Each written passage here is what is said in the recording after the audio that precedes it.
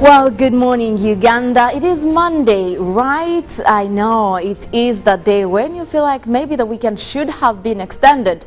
But we are here to make sure that even with the Monday coming in quite so soon, we're able to kind of get you up to speed with what is happening within the country and obviously beyond.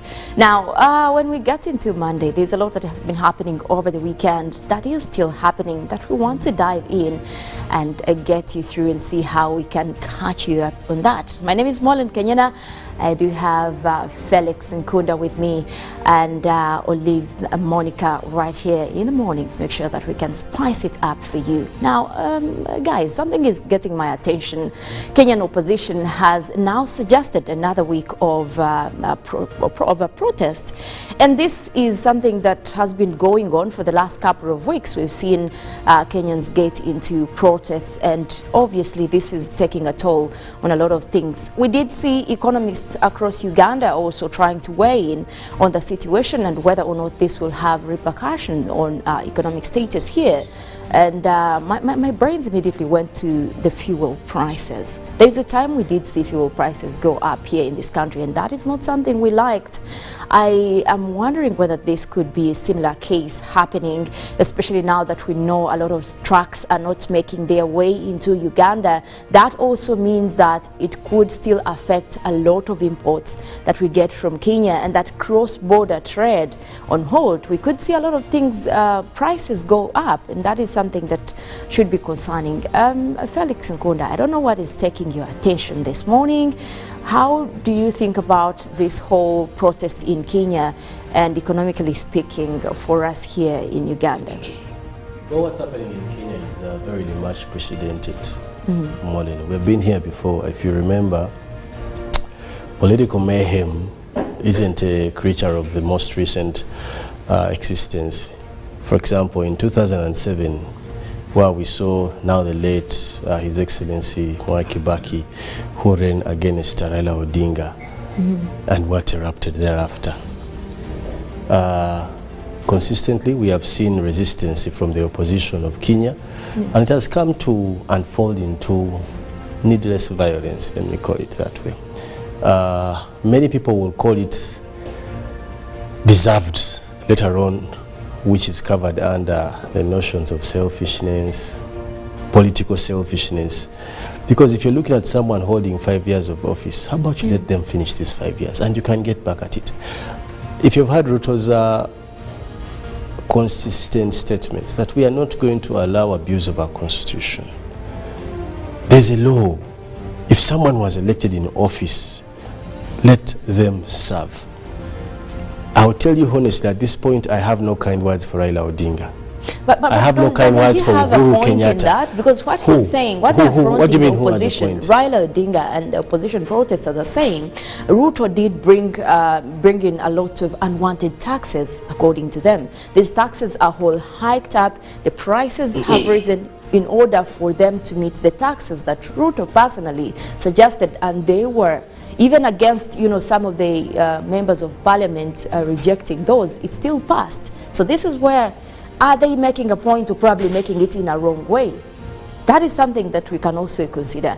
And Olive, I don't know, what is happening in Kenya is something that is worrying. I don't know whether it is taking your attention and what else you have caught up with as we get into Monday.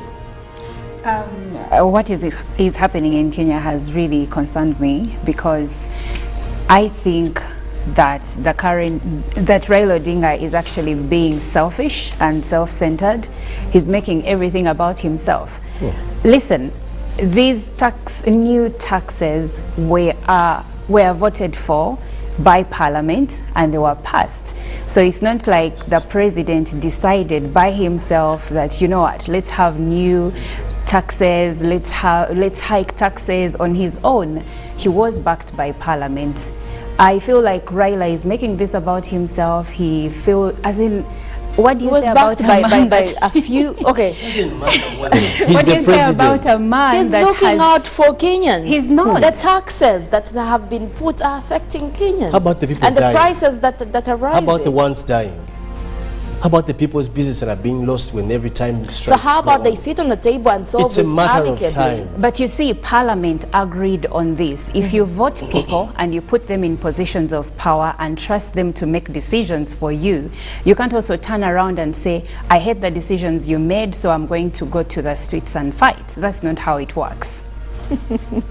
I don't know. It's quite confusing because then you look at how... Molen, we have also been there, if you remember. Yeah, we have. We have had times where the opposition leaders thought that the best way to approach whatever was going on in this country was supposed to be through violence. If you remember, there have been many, many moves. But guess what used to happen out of all these moves?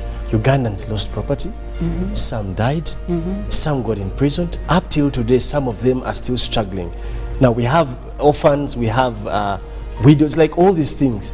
Sometimes, and this for me is key, if you have a political atmosphere that doesn't recognize the relevancy of dialogue, it's as good as being bogus, let me use that word. And if it doesn't respect the rule of That's law... not, absolutely. Absolutely. Leadership is about fostering dialogue. Now, if you and dialogue is not about coming in with your expectation. It's about striking a win-win. And this is what Raila is saying, Ruto is saying, that you can't come to a dialogue when you already premeditated what actually you want out of it. Like, it ceases to be dialogue. Yeah. So, people of Kenya are still, we have friends there, and this is not good for them. That country determines a lot of the political stance of other countries in East Africa.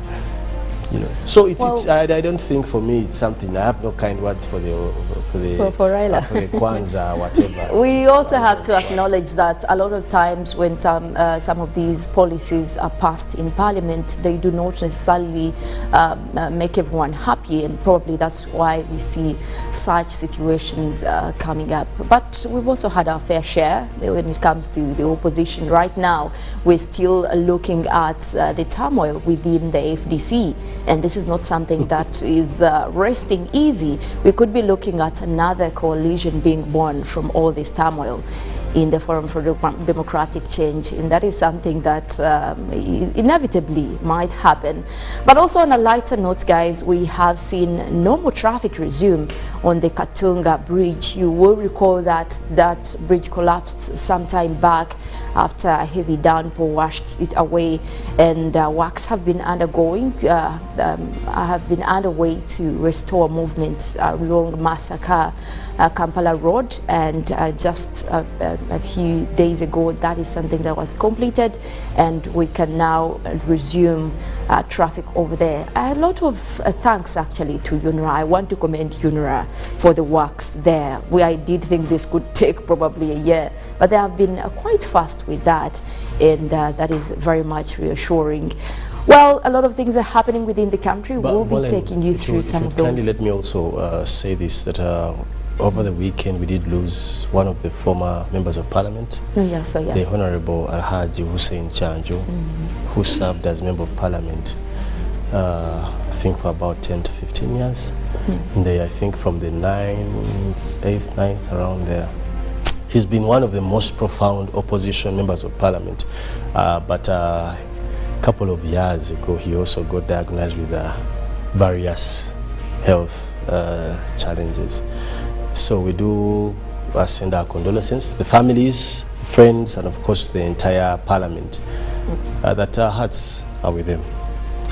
Well, then we continue to pray that may his soul rest in eternal peace. And we'll be looking into local stories, what is happening across Uganda and beyond borders. Felix, what do we have this morning? What is making headlines for what has been happening over the weekend coming into today? Now, of course, we'll be starting with one of our local stories where we do see His Excellency the President of Uganda, who did eulogize the late Bishop Emeritus of Mbarara Archdiocese, Paul Bachenga, on one young man who had revealed a fruitful developmental life. Now, the President did eulogize. Eulogy was delivered by Vice President of the Republic of Uganda, that was retired Major Jessica Lupo. Now, official burial ceremony of the late will be held on Sunday, 23rd July 2023 in Nyamitanga Cathedral, Mbarara. And moving on, the first Deputy Prime Minister and Minister for East African Community Affairs, that is Right Honorable Rebecca Kadaga, has commended the relationship between Uganda and Egypt, saying it resulted into a common benefit for the two countries. Kadaga was officiating at the commemoration of the Egyptian Revolution Day at the residence of the Ambassador of the Arab Republic of Egypt, Monzel Salim.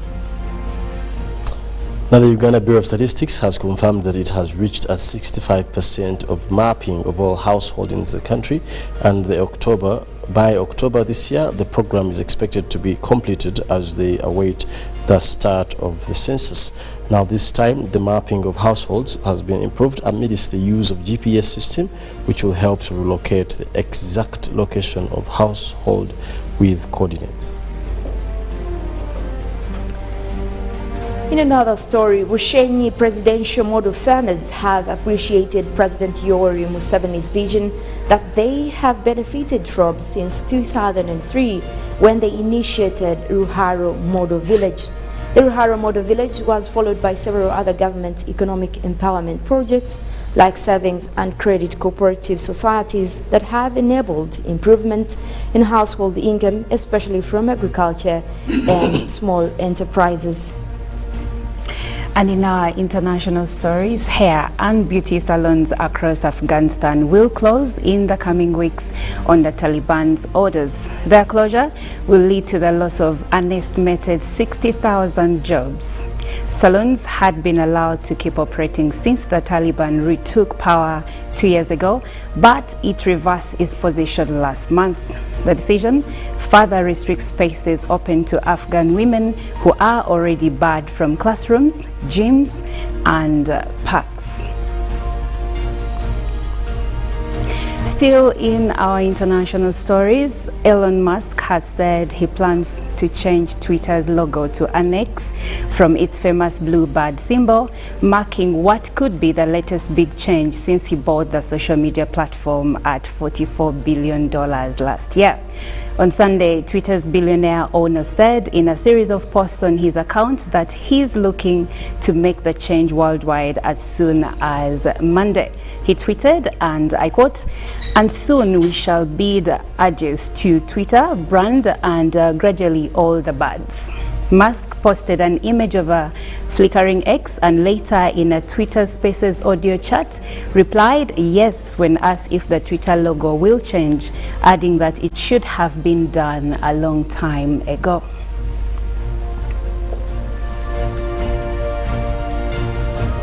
Now moving on to the Congolese side, a search is underway in the Democratic Republic of Congo for a soldier who shot dead at least 13 people, 9 of them children, in a dispute over a funeral.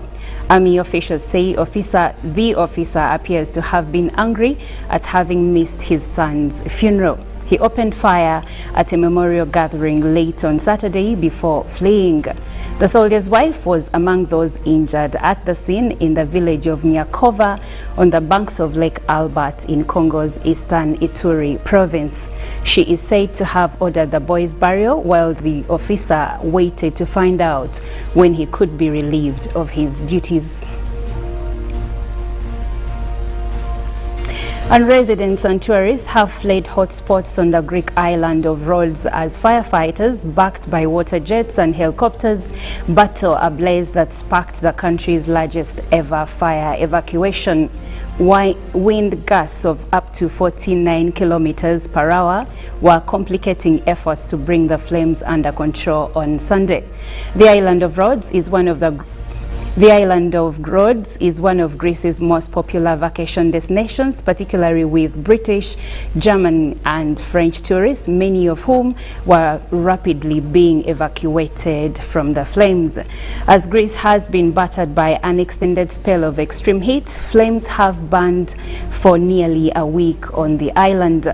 Temperatures, which reached 45 degrees Celsius in central Greece on Sunday, were expected to dip on Monday before the mercury rises again for another 4-day heat wave.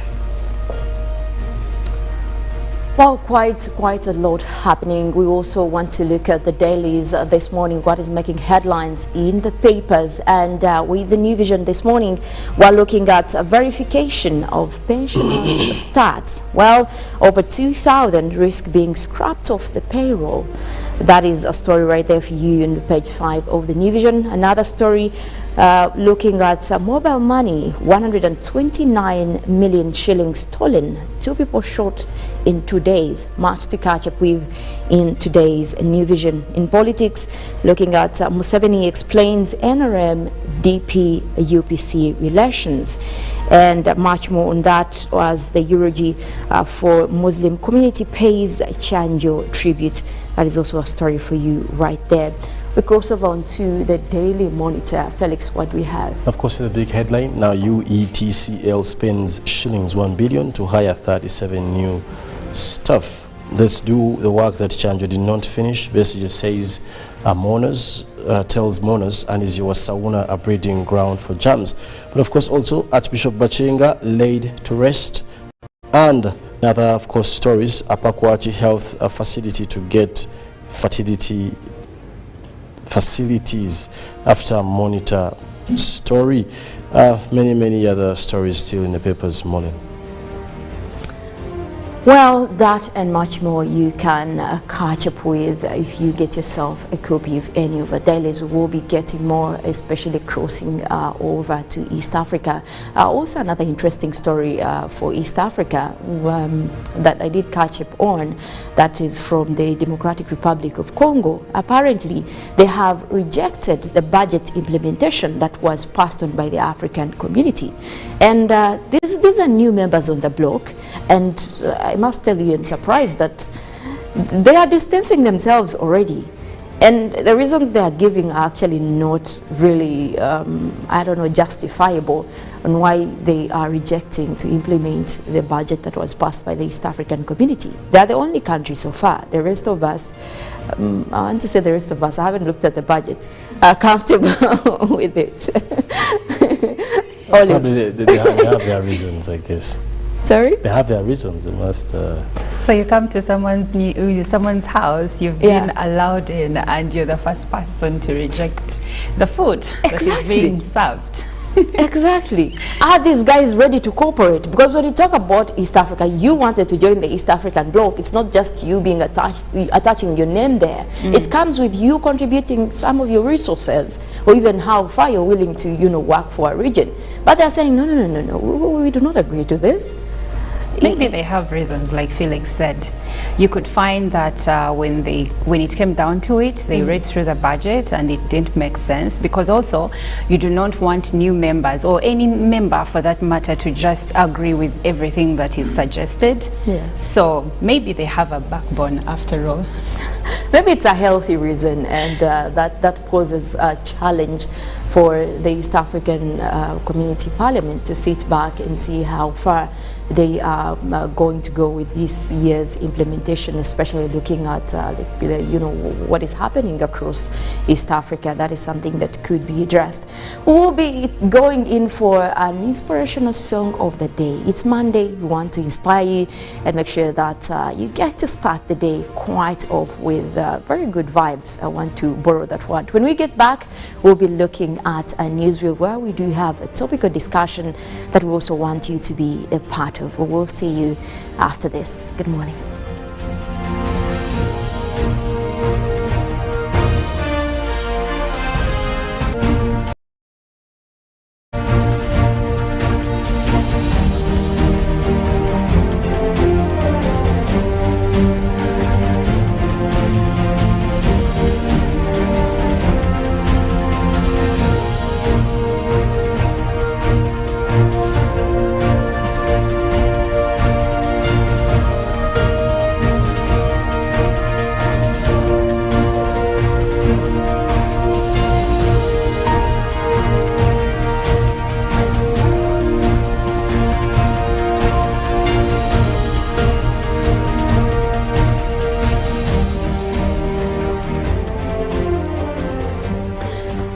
Well, good morning, Uganda. It is Monday, right? I know it is the day when you feel like maybe the weekend should have been extended. But we are here to make sure that even with the Monday coming in quite so soon, we're able to kind of get you up to speed with what is happening within the country and obviously beyond. Now, when we get into Monday, there's a lot that has been happening over the weekend that is still happening that we want to dive in and get you through and see how we can catch you up on that. My name is Monica Najjuma. I do have Felix Nkunda with me and Olive Monica right here in the morning to make sure that we can spice it up for you. Now, guys, something is getting my attention. Kenyan opposition has now suggested another week of a protest. And this is something that has been going on for the last couple of weeks. We've seen Kenyans get into protests, and obviously this is taking a toll on a lot of things. We did see economists across Uganda also trying to weigh in on the situation and whether or not this will have repercussions on economic status here. And my brains immediately went to the fuel prices. There's a time we did see fuel prices go up here in this country, and that is not something we liked. I am wondering whether this could be a similar case happening, especially now that we know a lot of trucks are not making their way into Uganda. That also means that it could still affect a lot of imports that we get from Kenya, and that cross-border trade on hold. We could see a lot of things, prices go up, and that is something that should be concerning. Felix Nkunda, I don't know what is taking your attention this morning. How do you think about this whole protest in Kenya and economically speaking for us here in Uganda? Well, what's happening in Kenya is very much precedented. Morning. We've been here before. If you remember, political mayhem isn't a creature of the most recent existence. For example, in 2007, where we saw now the late His Excellency Mwai Kibaki, who ran against Raila Odinga, and what erupted thereafter. Consistently, we have seen resistance from the opposition of Kenya, and it has come to unfold into needless violence, let me call it that way. Many people will call it deserved later on, which is covered under the notions of selfishness, political selfishness. Because if you're looking at someone holding 5 years of office, how about you let them finish these 5 years and you can get back at it? If you've had Ruto's consistent statements that we are not going to allow abuse of our constitution. There's a law. If someone was elected in office, let them serve. I'll tell you honestly, at this point, I have no kind words for Raila Odinga. But I have no kind words for Uhuru Kenyatta. Because what he's saying, what they're fronting the opposition, Raila Odinga and the opposition protesters are saying, Ruto did bring in a lot of unwanted taxes, according to them. These taxes are all hiked up, the prices have risen in order for them to meet the taxes that Ruto personally suggested, and they were even against, you know, some of the members of parliament rejecting those. It still passed. So this is where, are they making a point of probably making it in a wrong way? That is something that we can also consider. And Olive, I don't know what is happening in Kenya is something that is worrying. I don't know whether it is taking your attention, and what else you have caught up with as we get into Monday. What is happening in Kenya has really concerned me, because I think that Raila Odinga is actually being selfish and self-centered.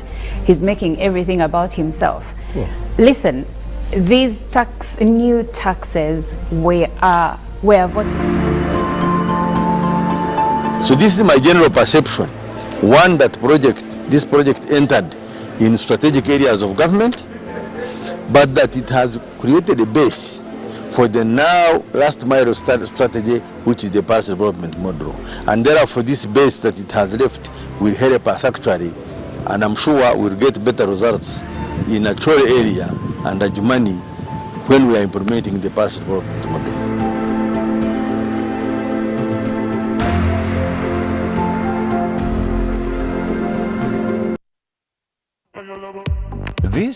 This This is the University of Africa. On the streets, you get your real education. Here, everybody has a degree of something. But the most important qualification is imagination.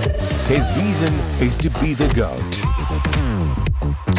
The reason to imagine is to take the beat and make it lit.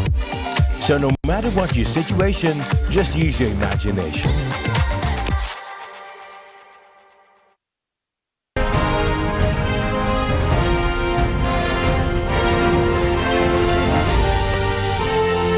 This is Good Morning Uganda.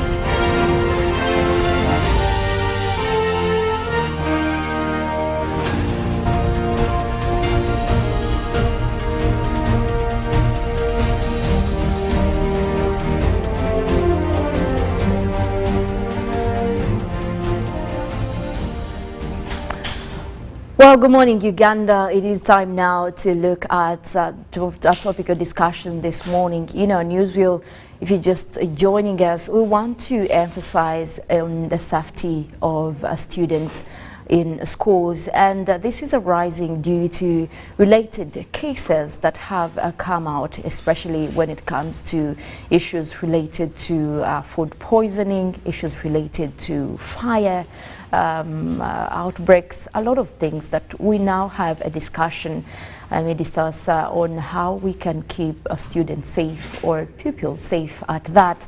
And we know a lot of things have been implemented, especially with the fires. There was a campaign geared at providing safety precautions or guidelines to all students, especially on the use of fire extinguishers, or even training teachers and administration on how to use these extinguishers and the line of reporting when it comes to if there is a fire in the school, would you contact fast, and providing emergency lines. And I think over the course of time we have seen quite a reduction in those. However, there is something also that is coming up after we did see what was coming in from that is Nakanyonyi SS.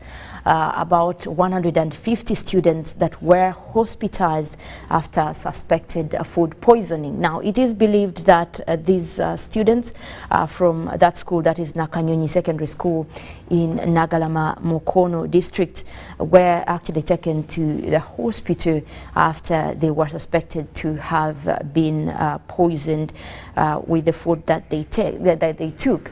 Now, samples from the food they ate were taken to the national lab, the government analytical lab in Kampala, for testing and of course for further investigation on this. But this is not the first time that we're seeing this. I remember a case in that was in Mubende in 2016, where we did also have 43 students that were hospitalized after a suspected food poisoning. And that is something that also, I think after that story, a lot of people probably never got answers on what happened, but still we did see that they were also waiting on a detailed report from the doctors that analyzed the samples from the food, and of course would be able to give a report on that. But it looks like this is something that is still worrying both to the parents but also to the schools. Where is all this coming from, and how far can we go in making sure that this does not become a habit? Because sadly it is actually getting people in the hospital. I'll bring in Robert here. We're looking at now an isolated case of food poisoning again, that is in Mukono. What are we attributing this to in looking at the causes of this, or is it that we're getting I don't know, relaxed in terms of safety for students at schools? Well, good morning, Molin. Good morning, Felix, and of course our viewers. Thank you so much for waking up with us on this lovely Monday morning. Now, I don't even want to look at it at only what happened in Nakanyonyi Senior Secondary School. I want to look at it with a broader view of safety of our children, while they're in education institutions. Now, we must note that according to police crime report, and that is from the Fire and Rescue Services or the Electorate, one thing that comes out clear is that when we talk, let's take the common. When you talk about fires, for example, and I know one that is still fresh in the minds of many people is what happened at the Salama School for the blind, where we saw young, innocent girls being burnt and lost their lives. Now, the report is very clear that 90% of these fires are a result of arson. That means someone intentionally decided to burn this school or cause havoc. Now, we've not yet gotten results from the government analytical laboratory in Wandegeya to know if this was poison or it was food poisoning as a result of many other factors. Because food poisoning can happen on how food has been stored, on what they have used to prepare it, or it could be actual poison being bought and then put into the food. But where does it all take us back? To how safe are the children? Now, with commercialization of education, this is a broad thing, but I want to make it as brief as possible. When we went into commercialization of education, there along came a number of issues. You remember, education in our country first was not commercial. The missionaries came here, they built schools to have some learned people that are going to help them in the British administration. Our brother, the Catholics did so, the Christians, the Muslims. It was more of creating that class that will help them in administration. Then we had what we called from church or religious founded schools. We went to what they called community schools, where Molen, I, and Felix were coming from a certain community, and we said we need to educate people, we need to educate children from our village, not to be left out, so that we have learned people. So we gathered resources and built a school. Now, community schools, church schools, or religious founded, that was education. It wasn't about business. Now, later, when we went into opening up space, and everybody was allowed to start a school. More than today, for one to be a director of a school, there isn't even any academic qualification needed. That's why you'll find someone, they'll tell you, he's the director of Chonanya Primary School. The man did not even reach primary 7, which is okay, but he's owning a school. How it operates, whatever. Schools, the director's role is usually administrative but role. you see, it's having knowledge doesn't and necessarily exposure, have to be a teacher. For example, yes, but you see, most of the times, education requires some level of experience and understanding of things. Now, what is happening today is people are aiming at maximization of profit in our education system. How much? That is why on several occasions, Ministry of Education and Sports has come up with circulars, with guidelines on certain factors on how best to operate. They gave the school safety guidelines. In Nakanyonyi, I was following this story so closely because I think it broke out on Friday. And of course, everywhere you would see ambulances. It was all over social media. So it caught my attention even before it went to the main media. And I picked interest in listening to a lot that was coming in. Now, one of the requirements that ministries of education and sport said, one, you must have a guard during the day, during night. A school must have a clear perimeter wall. You know, there must be certain committees put in place. Exit and entry must be properly regulated. When we go to the dormitory, the ministry went ahead and said you must have you must have more than one door per dormitory. Not triple deckers, double deck. There's supposed to be only 2 deckers. They gave distance of decker from decker. You know, There is so much they put in place. But when you go to majority of these schools, in the day, this man is mingling posho. He's the one responsible to handle the kitchen work.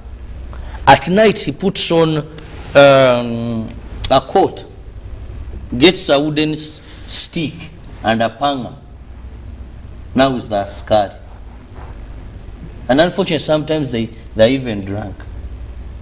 Because that school director, to invest in someone who is good at security is expensive. So commercialization of education, look at most of these incidents. Even what happened at Rubiriha. There is also a source, though investigations are still continuing. I had the army spokesperson here, the defense spokesperson, and he said, we're even investigating that there were these wrangles. And most of these schools, what is happening? Because we've commercialized education and everyone is entitled to start a school as long as they want to, what ministry requires of a board of directors, a board of governance, how to run certain things. That's most of these things. What is causing them today is people operating schools like their homes, yet the ministry gives you a proper criteria. A person can hire and fire anytime. Someone can hire, then fire, then hire, then fire, and they don't, all these, there is no place to resolve them. So certain people look at this as revenge. Yeah. So as long as we do not go back one and empower our Ministry of Education and Sports, it has been more of a barking dog that Sodom bites. On most of the issues we are talking about today, I don't know what happened to the Directorate of School Inspection. There is so much that is wanting when you go to many of these schools. Sunday, most of the schools had sports days. But elements of security, why can't we have, at least in majority of schools, CCTV cameras being installed? You know? Why even the little that ministry added or said they must have is not in place? And we've not had schools closed. There's poor monitoring, yet they know that these are starting these schools to get profit. Like you say, let me go and import cars.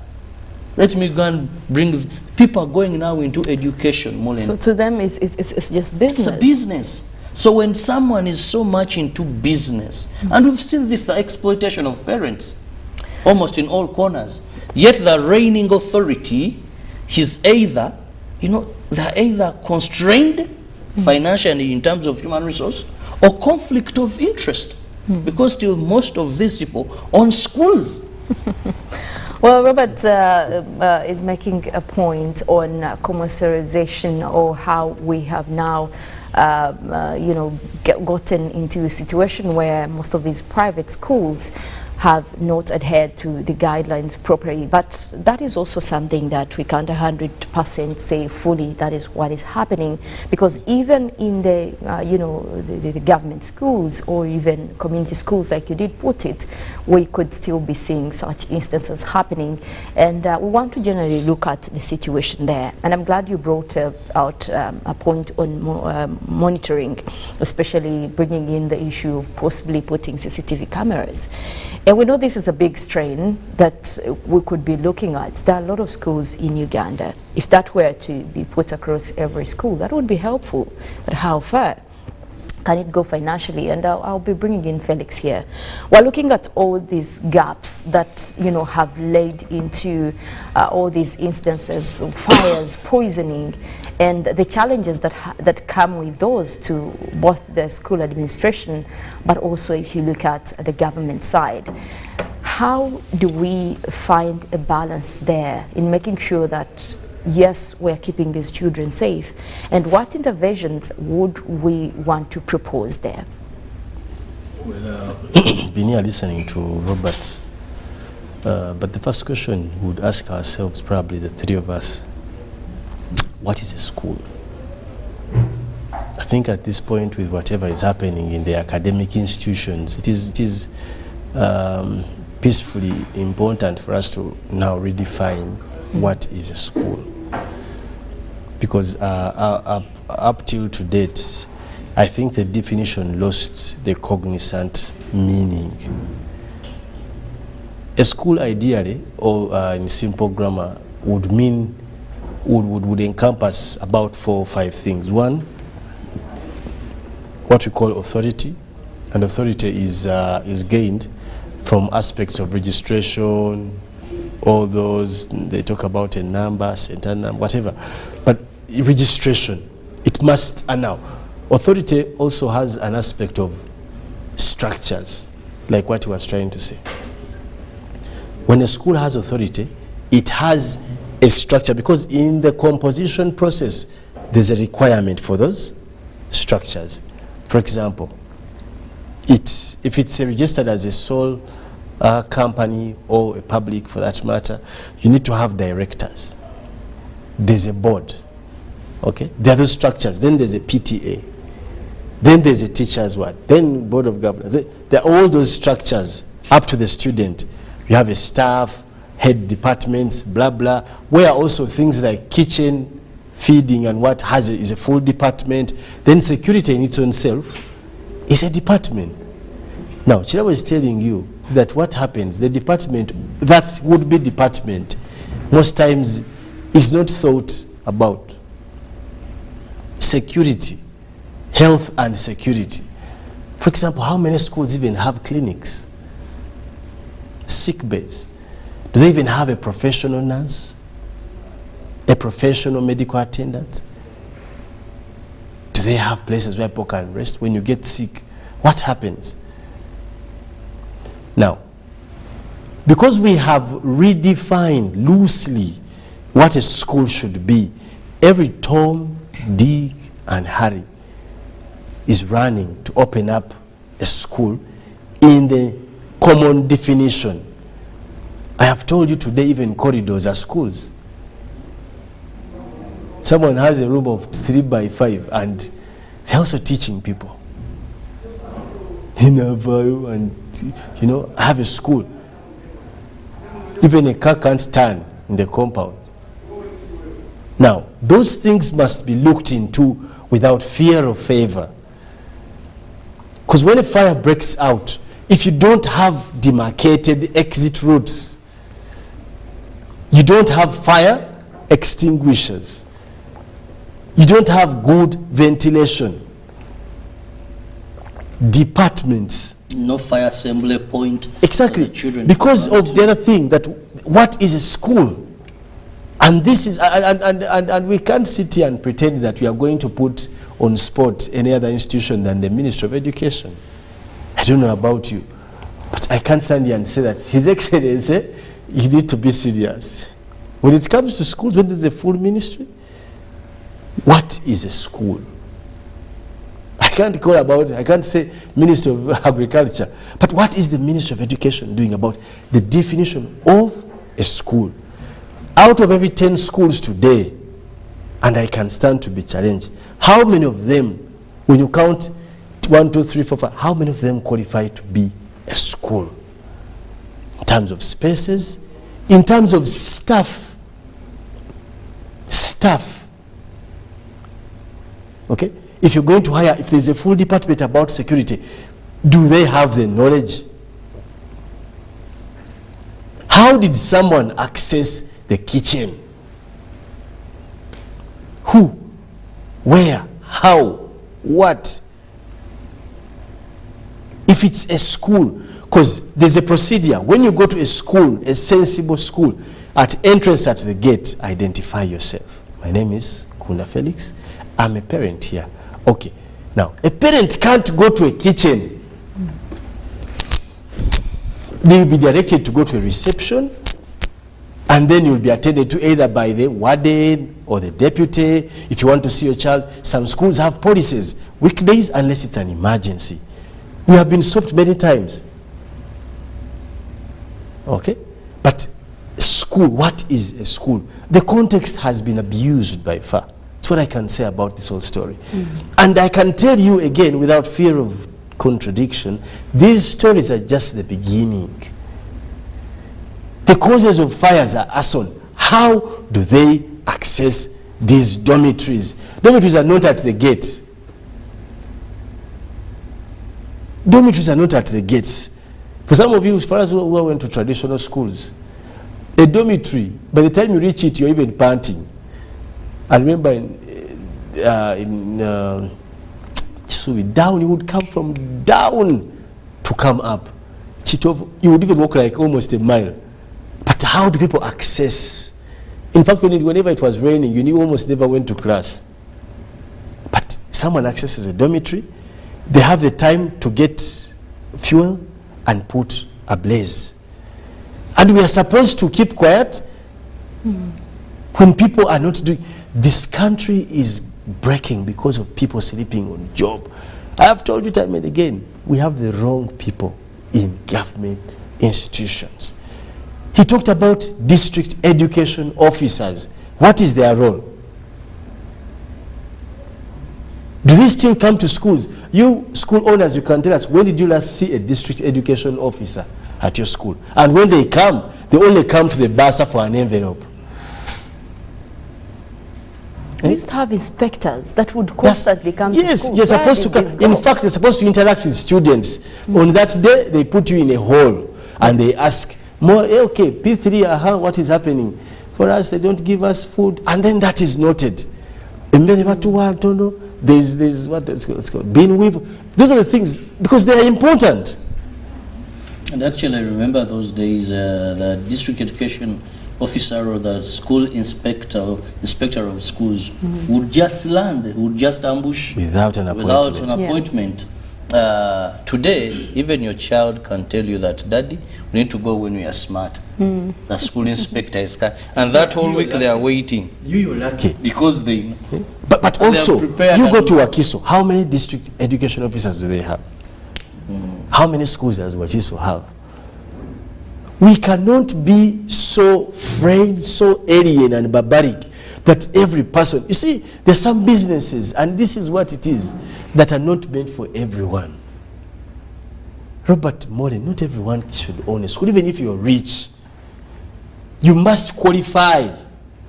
You don't have to have gone to whatever levels of education, but you must put a supporting board and systems and knowledgeable people in place.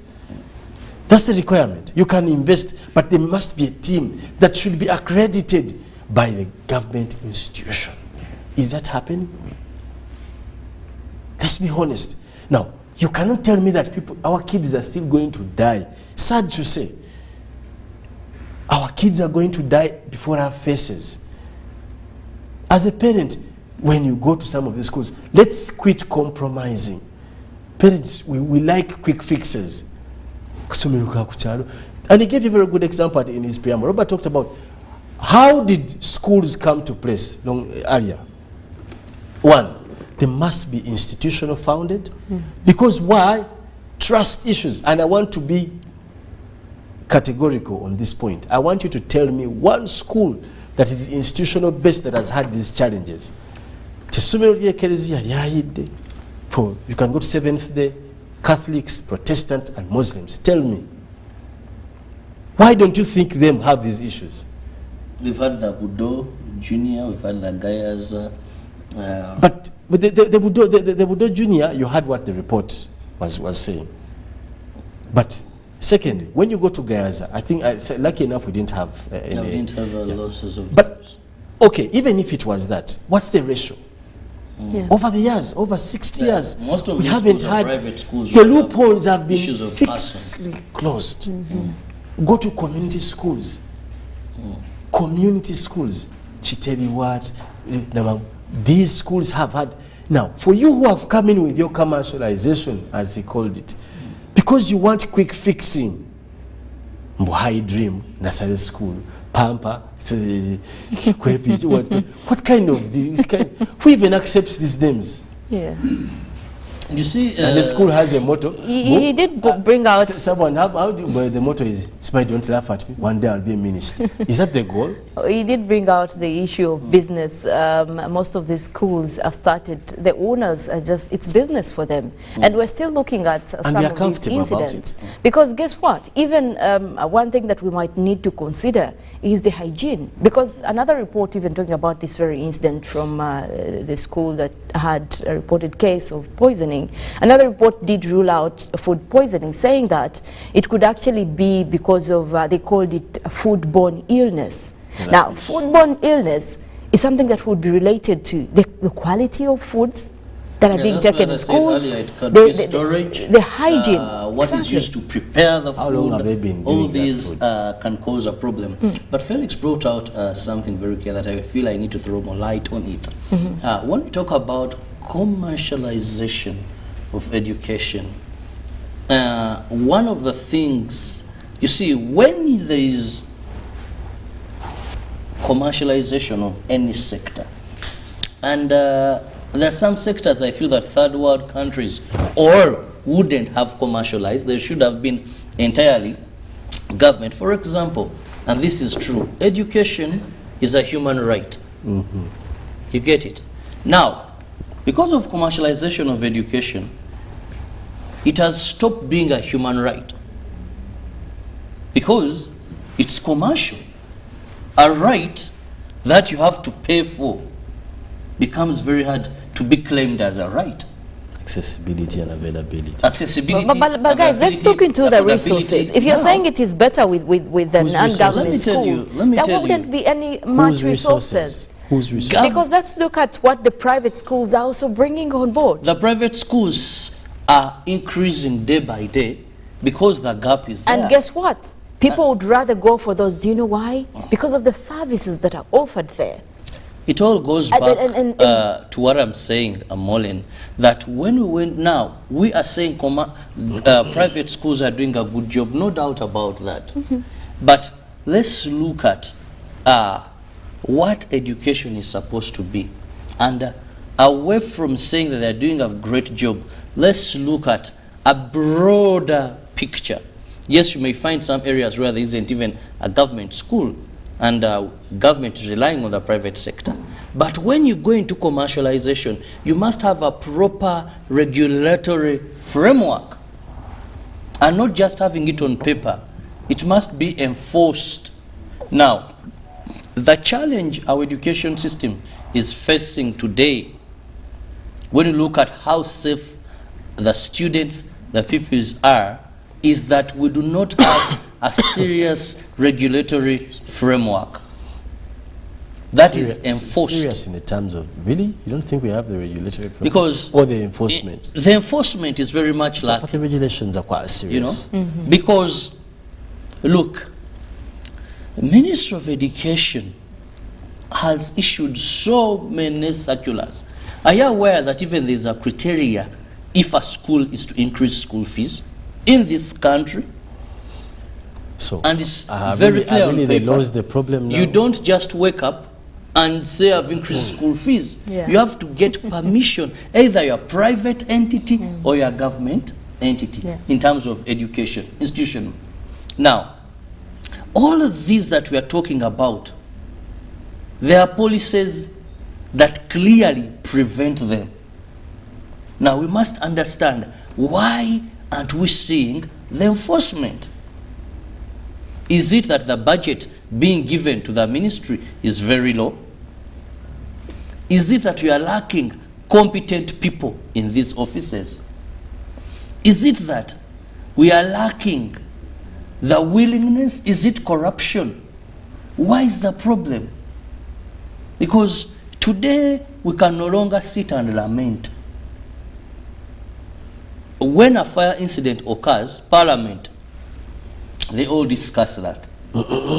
You know, the media, we discuss that. But after some time, we forget about it. We must go back and say, where is the problem? If you have the laws in place, where's the problem? Is it underfunding money given to the ministry? Is it that we don't have enough manpower? Because when Felix brings in a district like Wachiso, Wachiso could be having about 20,000 schools. And if you have schools,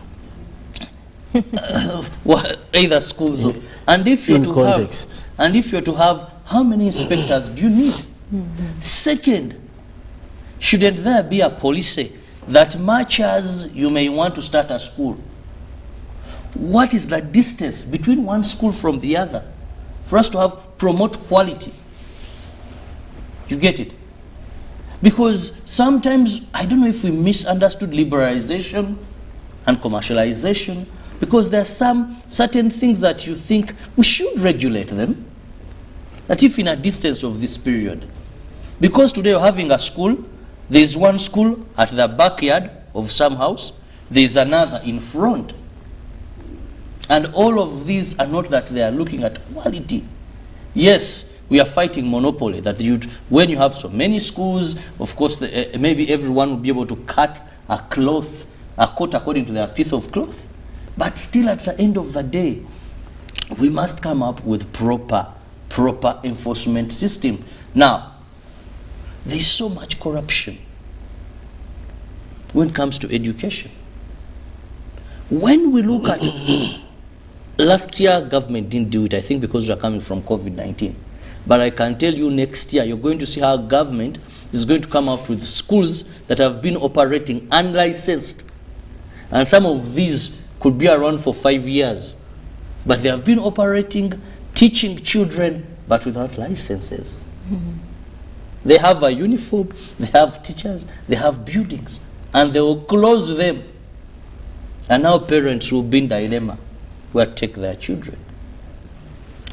You can't tell me that with the networks we have today, a school can be around for 5 years, not licensed, and teaching. Then there are some loopholes that we've put in place that a school can teach without a UNEB center.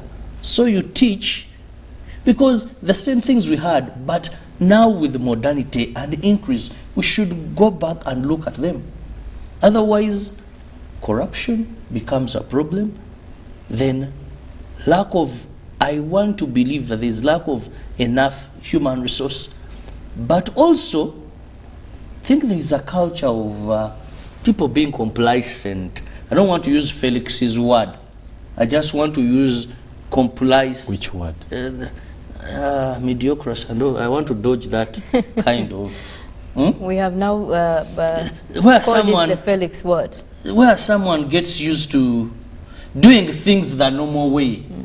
To take you back to the other word. Doing things just without looking at detail and determination, saying, I have a task, I must accomplish it. Yeah. Today there is a way people do things for just that. I want to give you an example. We had school inspectors that would use motorcycles.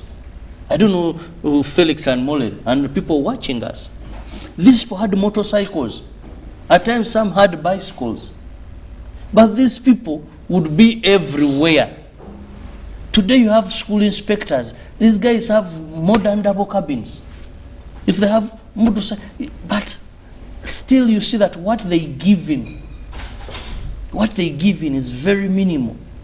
So as long as we still have weak structures in enforcing the laws that are present, laws are as good as useless, even these policies, if not implemented.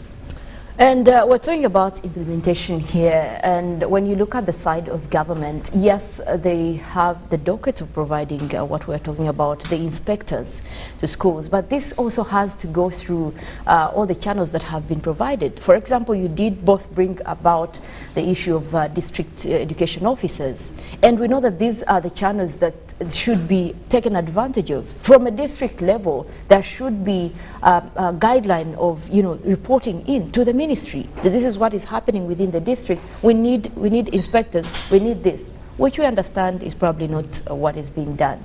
But Felix, as we look into that particular issue, we might sit here and talk about all this blame towards government or towards ministry of education in particular, but we need to also get down to initiatives that can be provided to ensure that there is safety in schools, both on the side of administration, because at this level, we are not going to sit back and say, this is for the government to do, this is for the ministry to do, but rather what can be put in place to ensure that children are safe in schools? The discussion about safety and health has been a long time discussion, and I want Maureen, no, I don't want to lie to you that there's anything that is going to be different from the ones you have been suggesting on a daily one. And you cannot exonerate the ministry, sadly. Also, we're not exonerating them, but we're saying because it all starts from the from the beaconing. As I told you, I can't sit here and start saying Ministry of Agriculture is not serious that people ate poison food. Maybe communities, parents. There's a but role. you see, that will not bring in the solution if we say, okay, that's you ministry. know, saying a solution and trying to shoot besides the solution provider is also foolhardy for us. Yeah. That would be pretense, and that's not why we sit here and try to talk to our people in Uganda. Because that's why I'm saying that we can't exonerate. It must start up there.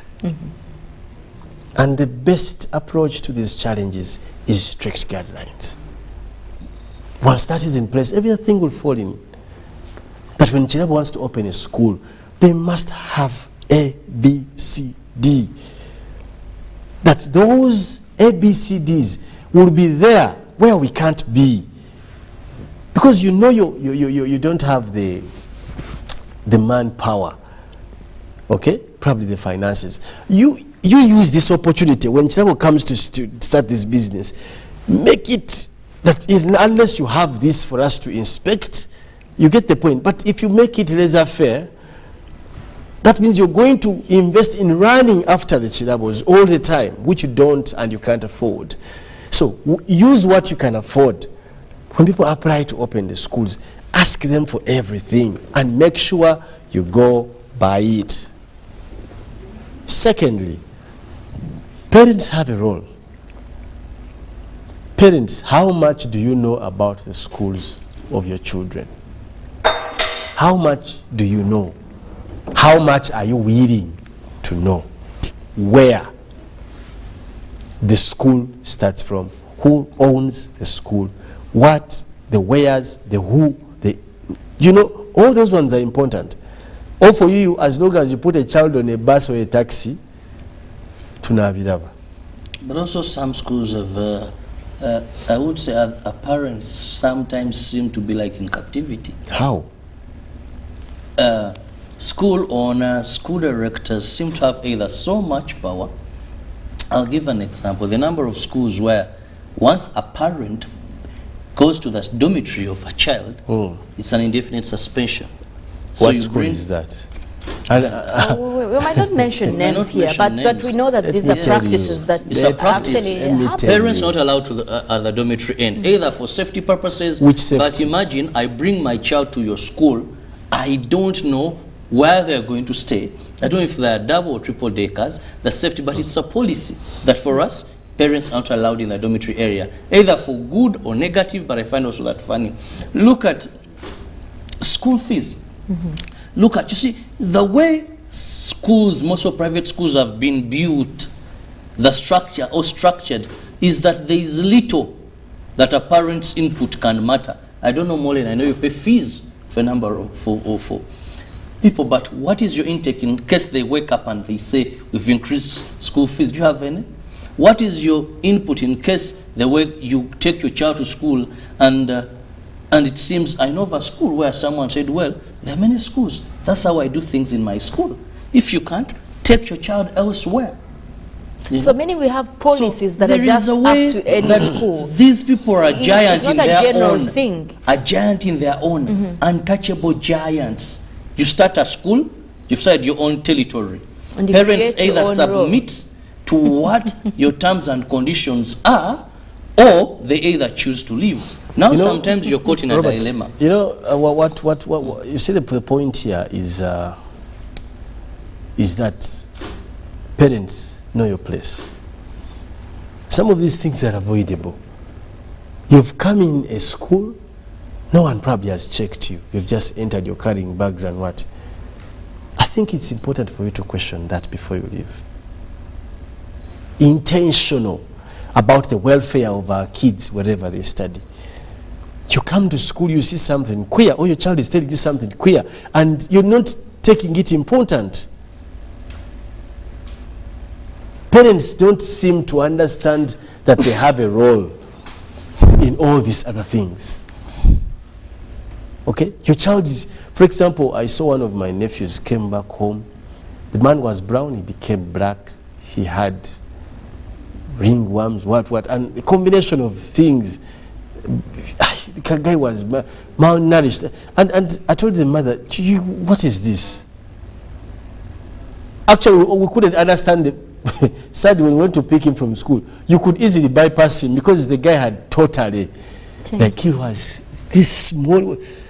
So, and you don't think you want to talk to the class teacher or the warden about this and find out. Most recent, children have their special needs in courts. Every child now has their own. Chida will tell you, my son has issues when it's very cold. Someone will tell you, mine can't stand heat because when they sweat, they get maybe irritations on the skin or what. Now, that is not kajanja, like people say. That's the reality. But how do you take such a child that has a special need and just throw them to school? Now, we must also be part and ask these questions. For example, if you've never been, your child from P1 to P7, you've never been called for a parents' meeting, and you think that's normal? You've never been, no one knows you at school, they don't, like nothing. So, some of these things we do, communities. The reason why we have community leaders, LC5, LC3, LC2, LC1, they have a duty to help us also. Someone is starting a school, like we have seen schools where people are recruiting rebels. You think it's a school, but what they are teaching is totally different. So, community leadership is key. Community leaders, actually, the thought of boards of directors was these people to be on board. That when you have a school, let's say in Rubaga, you may want to have the LC5 as part of the board, the chairman, because they are political leaders, but they have the interest. So all these things we must put back into context. And you see, Robert talked about right of education. It ceases to be a right once it is no longer appreciable in its true context. Most recent, and the worst aspect of this for me lastly is that the segmentation of learning. Today we have people teaching various curriculums. This may not necessarily be direct to the discussion, but all these things, who reigns over them? There's a Cambridge, there's a UNEP, there's a what, there's Indonesia, there's like. But anyway, that's for another day. Well, quite a lot to pick from there, and especially as we talk about how we move forward to ensure that we are not repeating the same things. All the same instances are not happening, and that will have to be a very interjoined discussion, and you know, from all sectors. But as we move to conclude, Robert, what would be your say on how far we can move when we look at the schools, but also to the side of ministry? What needs to be done? First, I want to thank the Ministry of Education and Sports for having very good policies and guidelines that avert what we are discussing today. The remedies, the ministry has them, and solutions lie in the Ministry of Education and Sports. The only challenge is failing to enforce. I want to use the word enforce these good regulations, these good guidelines that safeguard learners in education institutions. So we must go in for enforcement. Without enforcement, these are as good as nothing. And many of these cases will come in. For example, we can't sit and say that 90% of the fires in our education institutions are a result of arson. And when we investigate the few reports that police has been able to, or cases investigate to the latter, you find that maybe there are grievances over the directors. Because someone said that, they said at school and someone is running it like their own family, you know. There are grievances with teachers that were expelled, you know, because someone can run an academic institution as if they're running their home. Hire, fire anytime. So, we must go back to these policies. But also, as communities, a time for us to be alert. We've come to live a life where it doesn't concern me as long as I'm not part of it. You know? If my child is not in that school, whatever happens, I don't need to know. Communities should wake up and be aware of the fact that where there is a school, an education institution, we must be concerned. Because most of these cases, in my time as a journalist, one thing I've understood is when most of these incidents happen, there's someone who has the right story. And sometimes there's someone who saw things going to that direction. When we move around, you know, when you go to gather news, you don't only run to where the story is, but you may find that a gateman at UBC can give you so much relevant information, more than the PRO. So as you move around trying to gather and get information, you see that the communities are aware, but what have they done? They're not bothered. Then finally the parents. I agree in sometimes you're in captivity. But we must break the chains of captivity. Where a school does not have a teacher, parents, committee, the kind, or associations, the PTAs, parents must wake up and say, but certain things are running wrong. We need platforms. We need to be able to speak out on certain things.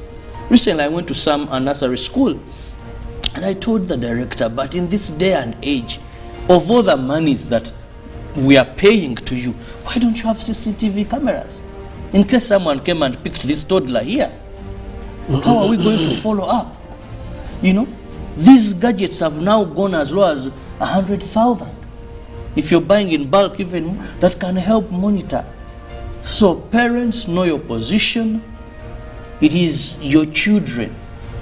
These people, much as they're giving a service, but for them, their aim today, someone tells you, I'll start a school today, go to the bank. And the bank will give you loans. Remember, after COVID-19, it was discovered that over 75% of the schools were operating that way. For you start your structure, have a few children, go get a loan. So they're aiming at maximization of profits. Now with the less enforcement of the regulations, it renders your children or learners in jeopardy when it comes to their theft. So it is you to come out and say we must speak with one voice. And I hope and pray that the ministry will be able to listen, will be able to enforce, because there is always a challenge when it comes to enforcement. And that's why sometimes, I know this is not by law, but there are certain areas I don't. If someone, conflict of interest is a problem, we must be real to this, because the monkeys cannot sit together and then decide, let's destroy a forest.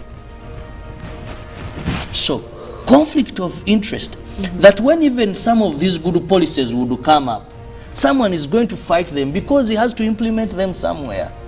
It is in Uganda, I find someone is a director, I'm just giving an example. Someone is a head teacher in a Kasero primary school. A few kilometers, he's having a primary school there. You find a doctor in Murago, a few meters is having a clinic or a pharmacy. You know, how are you? It's like having a journalist working on 2 TV stations. You do a morning show here, then you're doing an evening show on another station.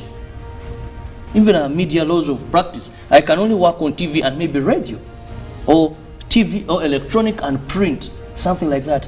So it's like I've done my investigation. It's like a must. That if you're an headmaster, someone even has to ask you, where is your school? Now this is a government school. If you are a commissioner, you must have a school to show your progress, something like that. And some of these are the factors that in one way or the other affect implementation, because the monkeys will not have a meeting to destroy a forest. Well, quite interesting. You need to first kill those monkeys. That's how the saying is concluded. Yeah. because they know so in this case, your monkeys should be killed. so we can make a decision about the forest.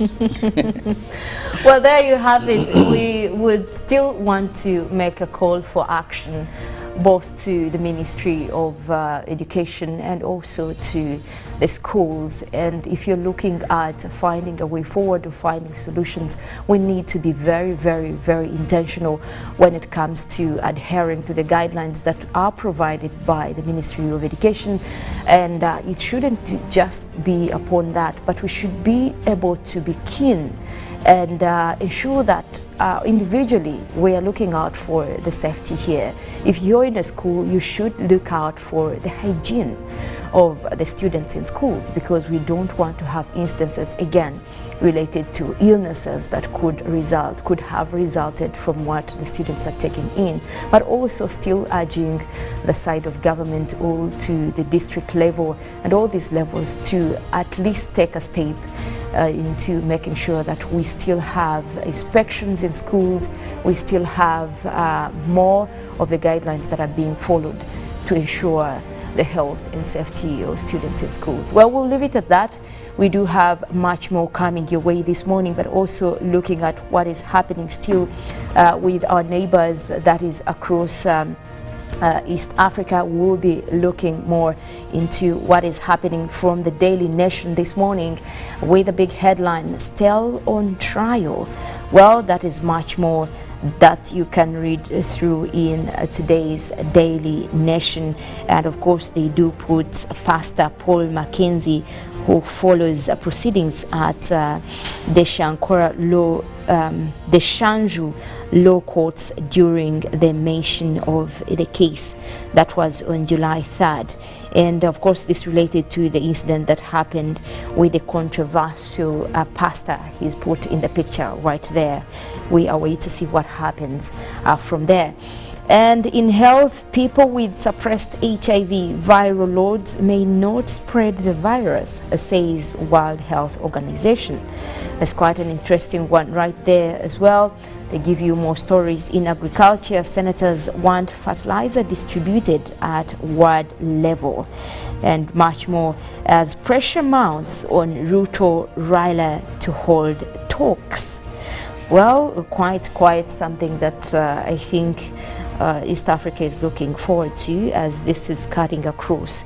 We did have one of our viewers bring in a comment via Twitter saying that we are discussing what is happening in Kenya, but the truth is people were also given a platform to key in their views. And he says about the tax, probably a lot of people actually had rejected it, but it still got to pass. So there's also public opinion right there. But we cross over onto the Citizen, where they're also giving us a big headline right there, as telcos cash in as social media use rises sharply. Quite an interesting one. Mobile data is now the fastest growing revenue stream for telecommunication companies, as Tanzanians increasingly turn to social media platforms as sources of information and entertainment, according to the new report right there. But also they give you more stories, how to successfully implement Criminal Justice Commission's recommendations. Much more of that. New circus over port agreement as Kenya courts Gulf investors. A lot more of the stories in there. Well, in chemistry, when I was doing chemistry, I remember we had what referred to as a catalyst. You did science, what does a catalyst do? It quickens. It quickens. Makes it chemical faster. Reaction. Now, what happens in the Kenya situation? There is a catalyst. And because there is a catalyst, even where people would not rise in arms, with Raila Odinga as a catalyst, the situation. And simply, if they say we sit on a round table, let it be promised deputy president or anything. You may see that storm come. Quite So interesting what is happening in Kenya. And a human Kenya. being that in a situation decides to quicken, alter chemical reaction is a big problem to nation building. Another story that we will still have to discuss more here on the show. For now, we'll take a short break. When we get back, we look into traffic and weather updates. Good morning.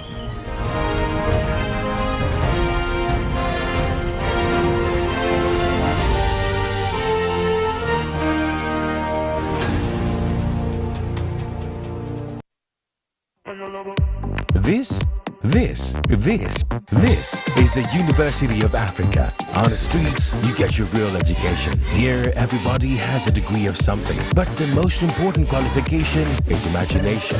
His reason is to be the GOAT. The reason to imagine is to take the beat and make it lit. So no matter what your situation, just use your imagination.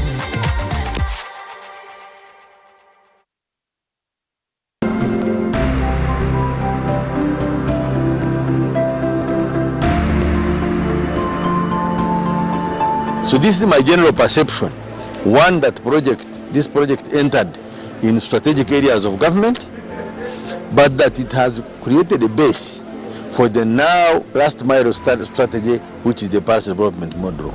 And therefore this base that it has left will help us actually, and I'm sure we'll get better results in a Chole area and Adjumani when we are implementing the parish development model.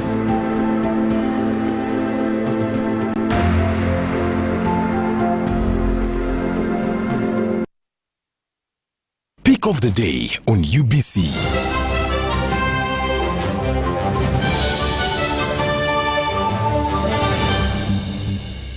Was brought to you by Get away with MTN Momo Advance. Momo Advance tops up your Momo to complete your transactions. Dial *165*5*3# to apply. MTN Momo Advance is always available when you need it.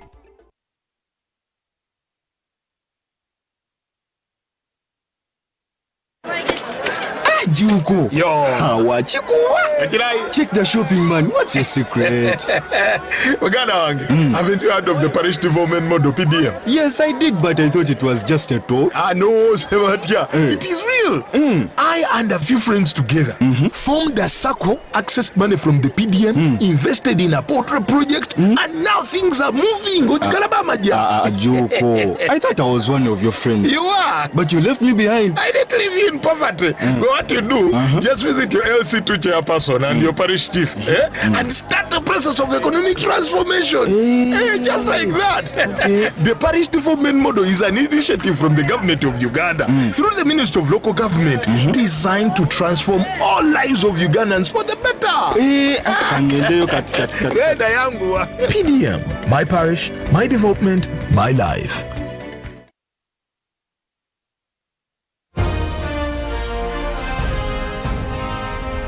Live from UBC Studios in Kampala.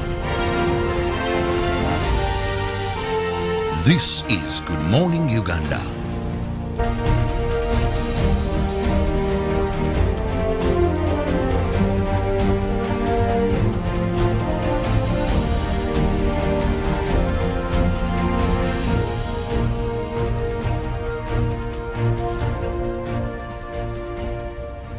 Good morning once again. My name is Monica Najjuma. I wonder what the weather is like today, but I believe that Molen will get us into that a bit later.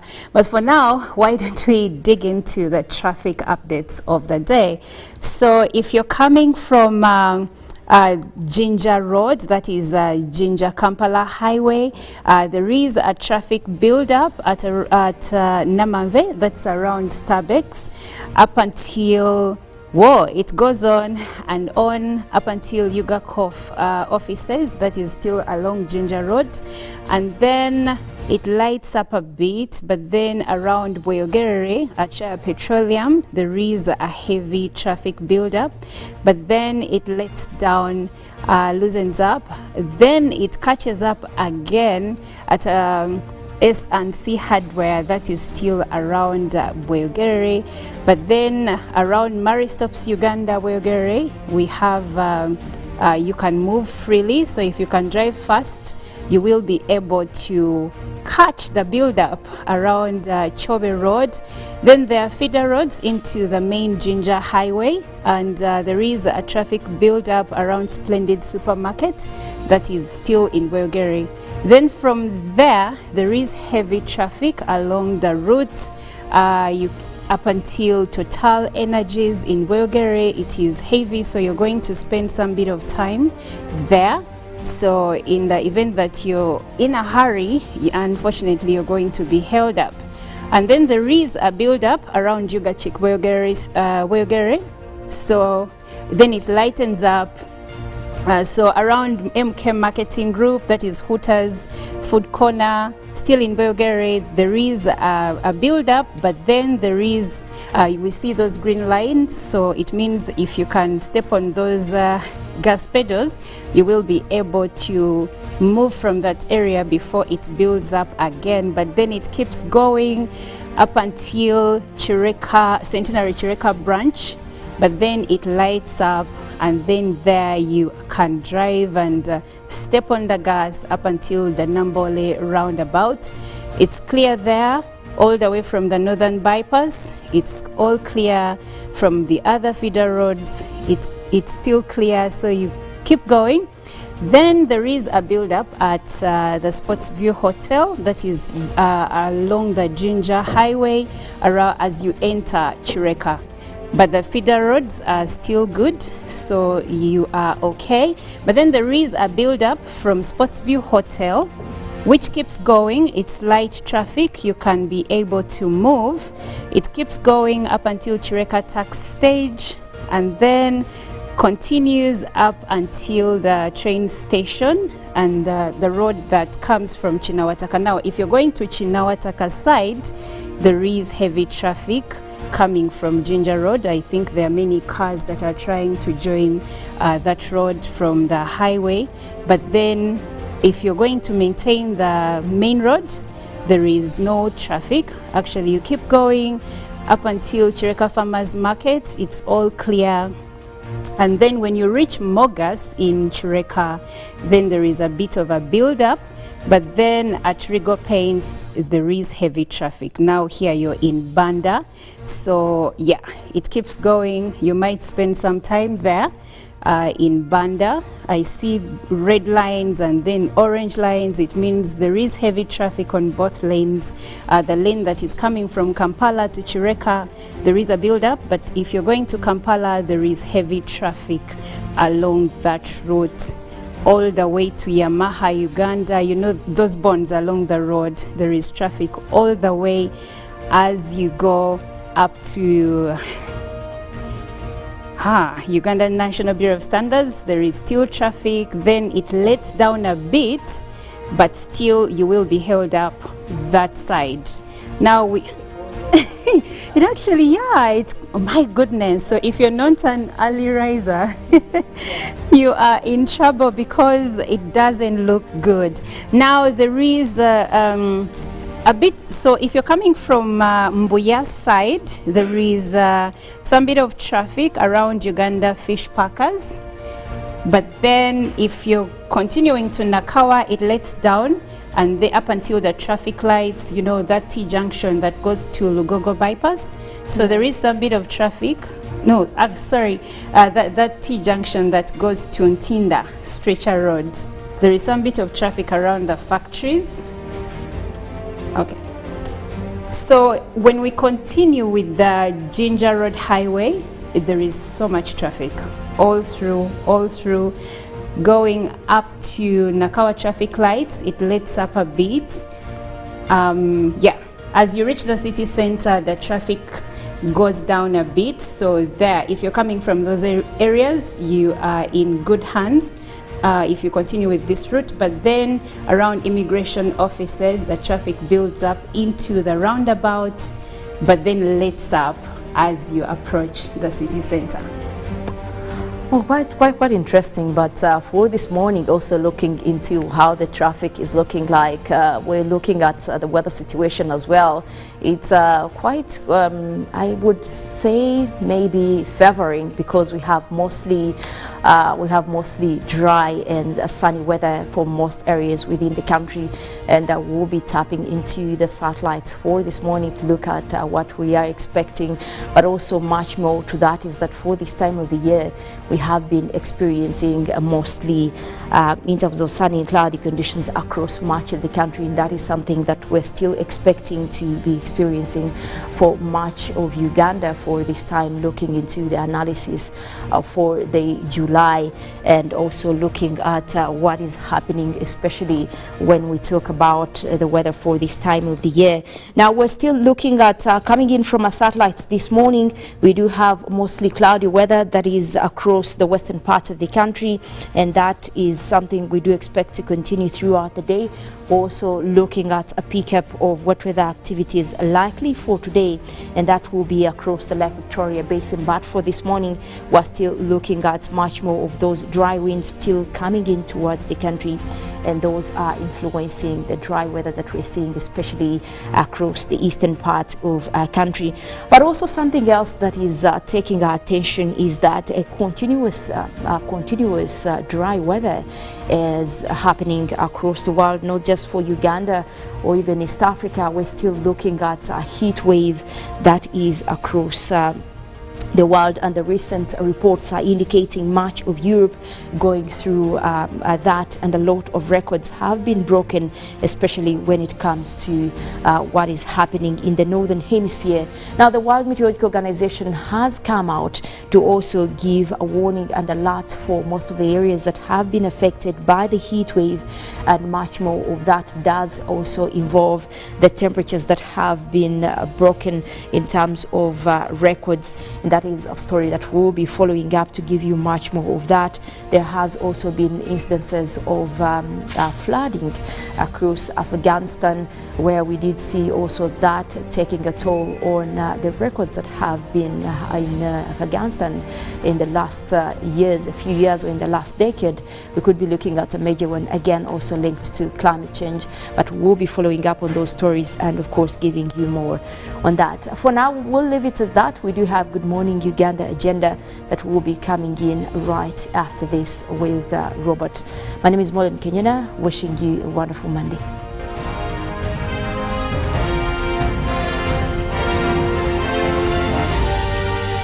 This is Good Morning Uganda. Pick of the day on UBC.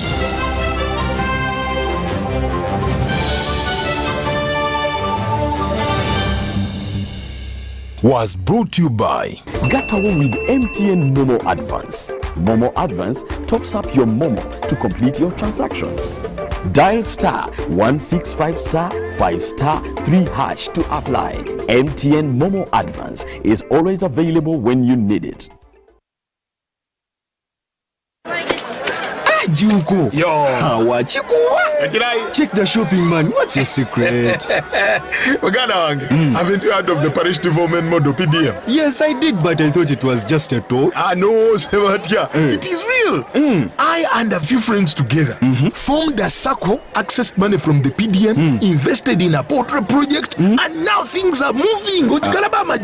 Juko. I thought I was one of your friends. You are. But you left me behind. I didn't leave you in poverty. What you do, just visit your LC2 chairperson and your parish chief and start the process of economic transformation.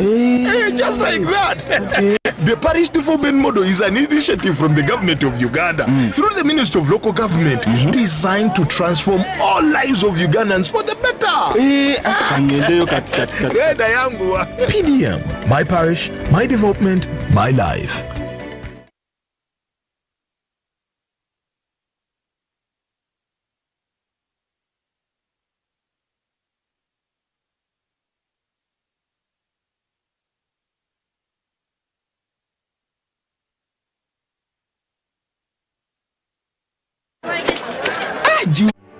In fulfillment of the Constitution obligation, which mandates the state to make reasonable provision for the welfare and maintenance of the aged, the Ministry of Gender, Labour and Social Development is implementing the Social Assistance Programme for Empowerment, SAGE, designed to provide income security and reduce poverty among older persons. Over 300,000 older persons in 146 districts in Uganda have benefited from the grants. The income security has made life better for eligible older persons aged 80 years and above, registered with the National Identification Registration Authority, nearer.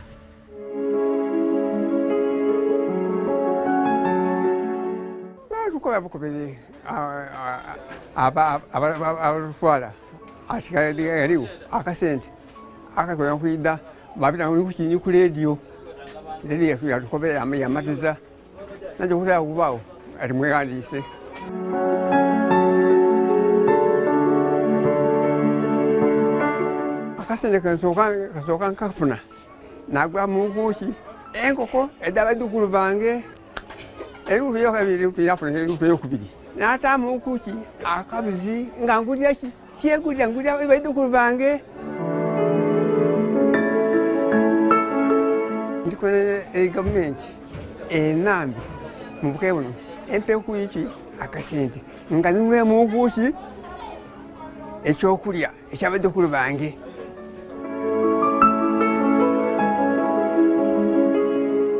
Kati ebintu byenfuna okuyambibwa mba nsaba gavumenti obusente bwetugwa butono bungi nga nkusaba ebe etugemeku etwongezeku tikati nze n'ebizibu nga ebyobulwaire omuntu amaiso gasibulira omugongo guliuki guluma era ebigero birima bume era n'essaawa eyo nfuna nkozesa ki eddagala ery'ekirugavu mpakirikola nga nsaba gavumenti ebe etwongerewo kasente.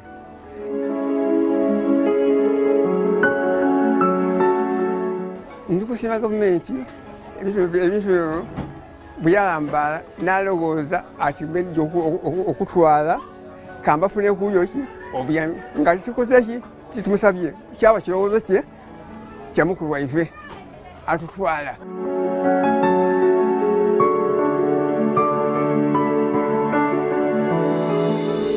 This is a message from Expanding Social Protection, ESP, implementing the program under the Ministry of Gender, Labour and Social Development.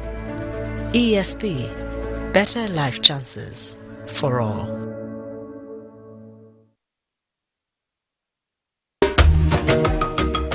Nkwanga Ramazan is my name, the head teacher of this great school, Ikumbia Seed Secondary School.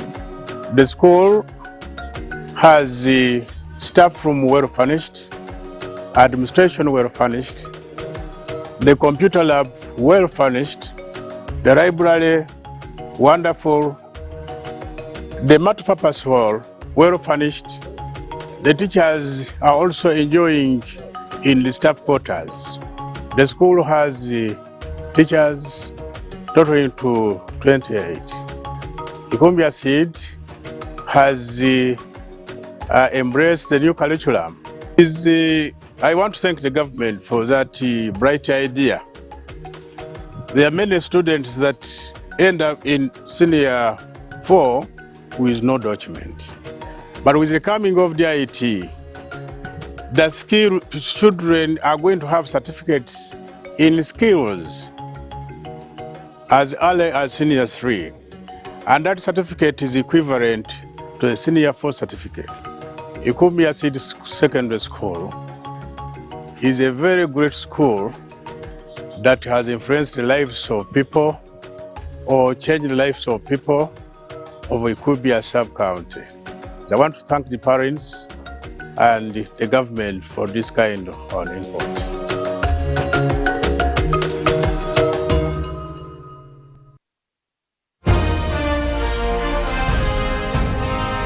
Live from Now Avenue in UBC Studios. This is Good Morning Uganda.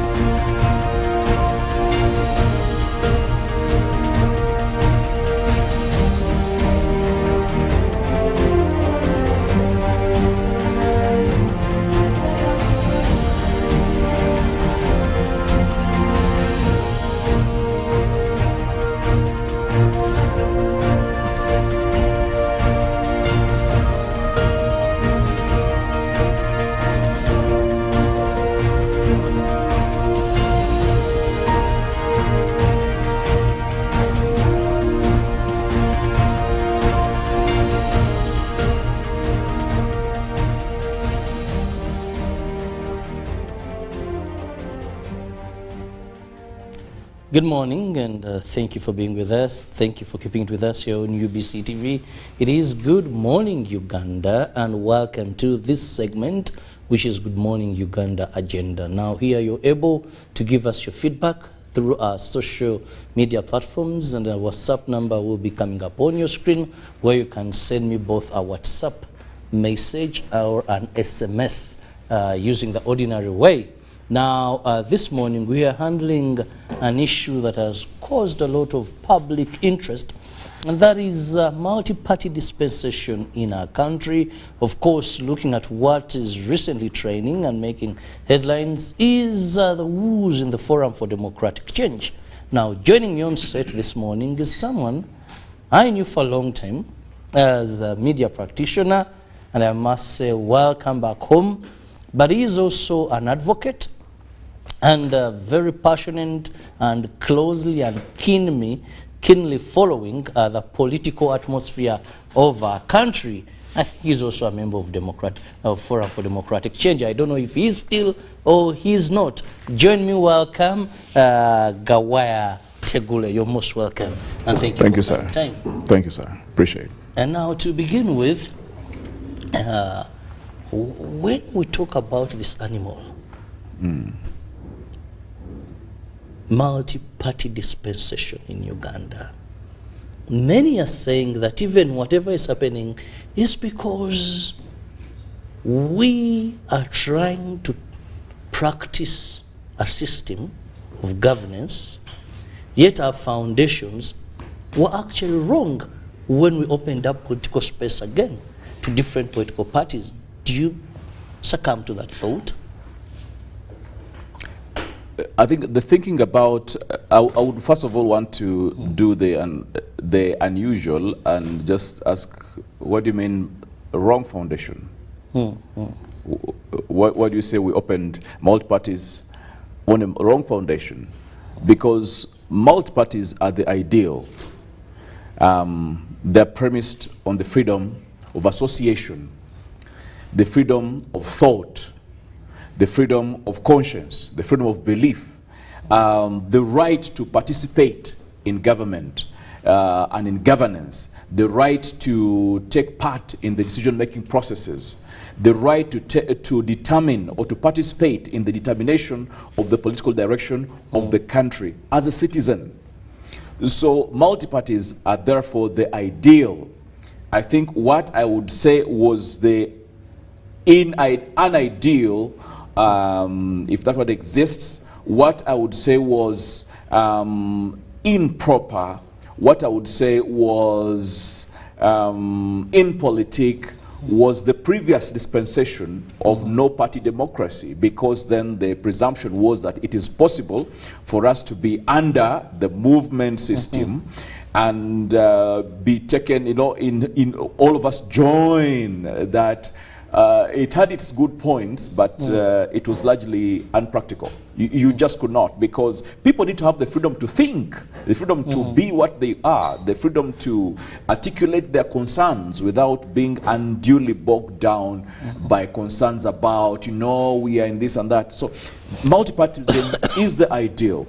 People left on their own, people when given the right and the freedom to think, to come up with political, to suggest political direction for the country, to suggest economic direction for the country, to suggest the most, or what appeals to them as in terms of determining the future of the country. When left on their own to do that, you'll be surprised what people can do.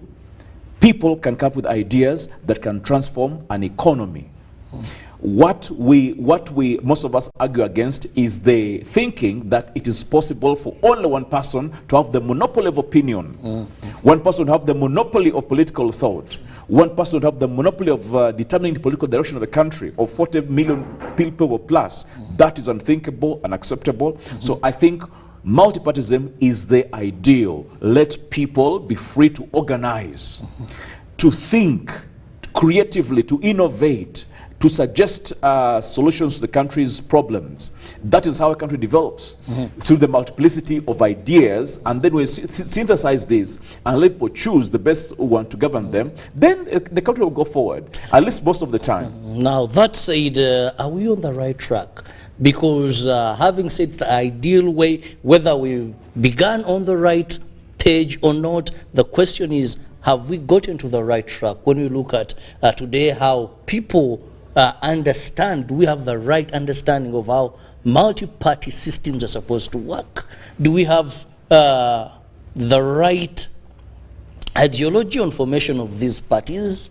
Or are we seeing parties out of rage, anger, financial benefits, and this may not be healthy or deliver us to what you're exactly saying?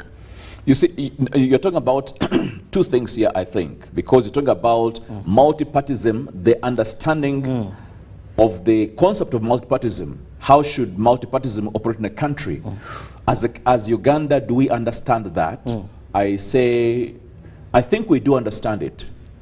Are we practicing it right? I say maybe not, because the governance superstructure under which multipartism is organized, I think needs to be rethought.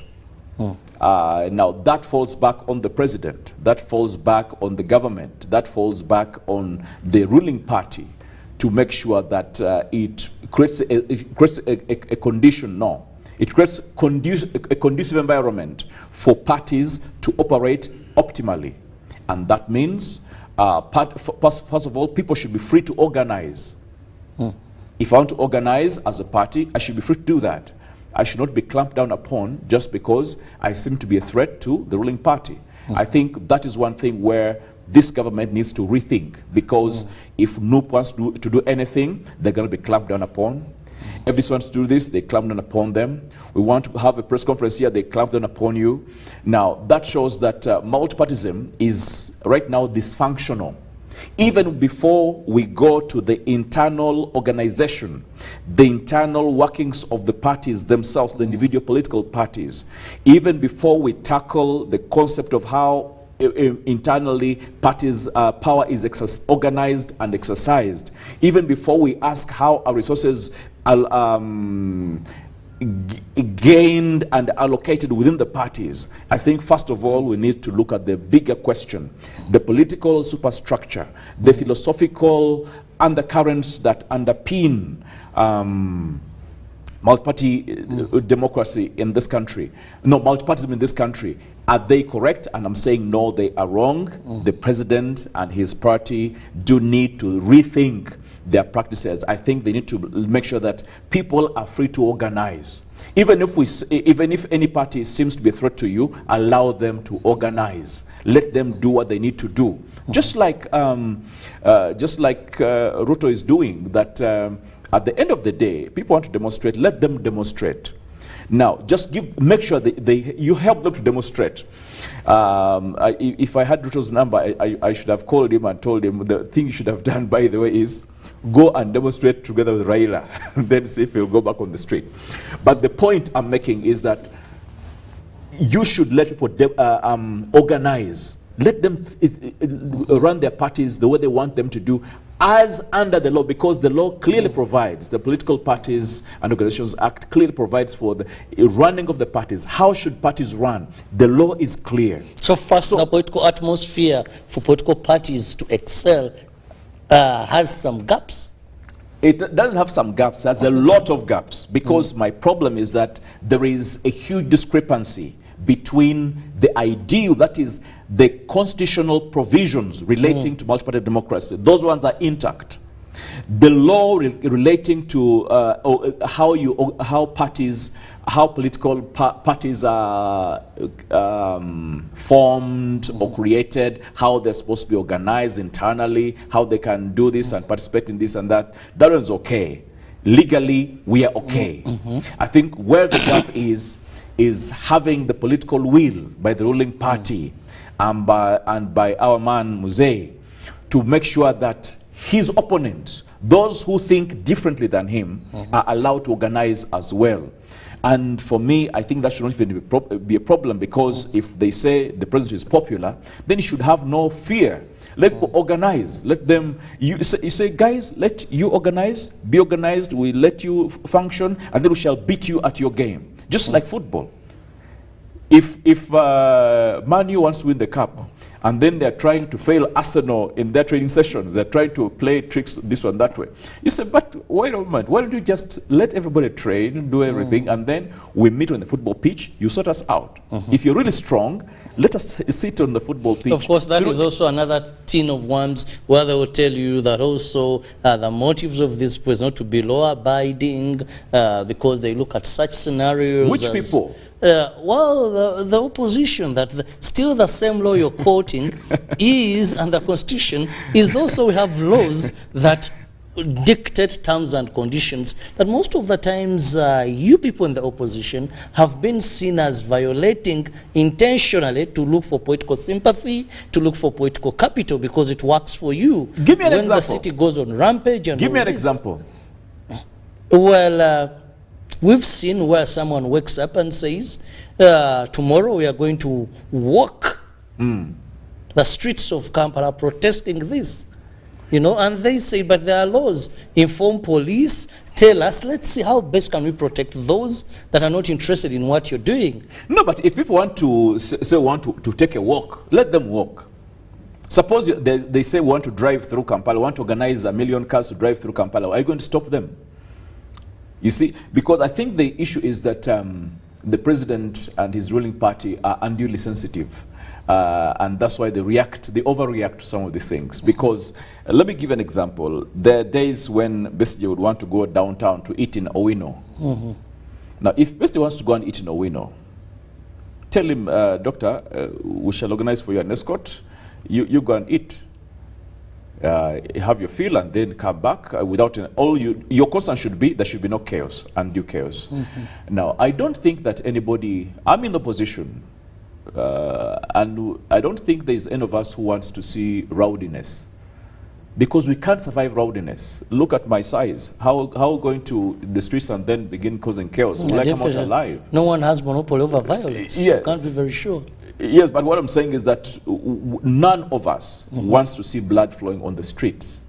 And if allowed to just do what we want to do, like within the parameters of legislation, there will be no chaos. I think the chaos comes in when the government overreacts. But if Besigye wants to go and eat in Owino, and you tell him it's okay, you go and eat in Owino. If you want escort, we shall escort you. Nothing will happen. You're an advocate, you're a lawyer, and there's what we call intention in your profession, that you may not just look at the act, but what was the intention? What did you have at forethought? That what is the intention that is taking you to it? What is the intention that you're calling upon the public and saying, I want to pass through Kampala Road? What is your intention?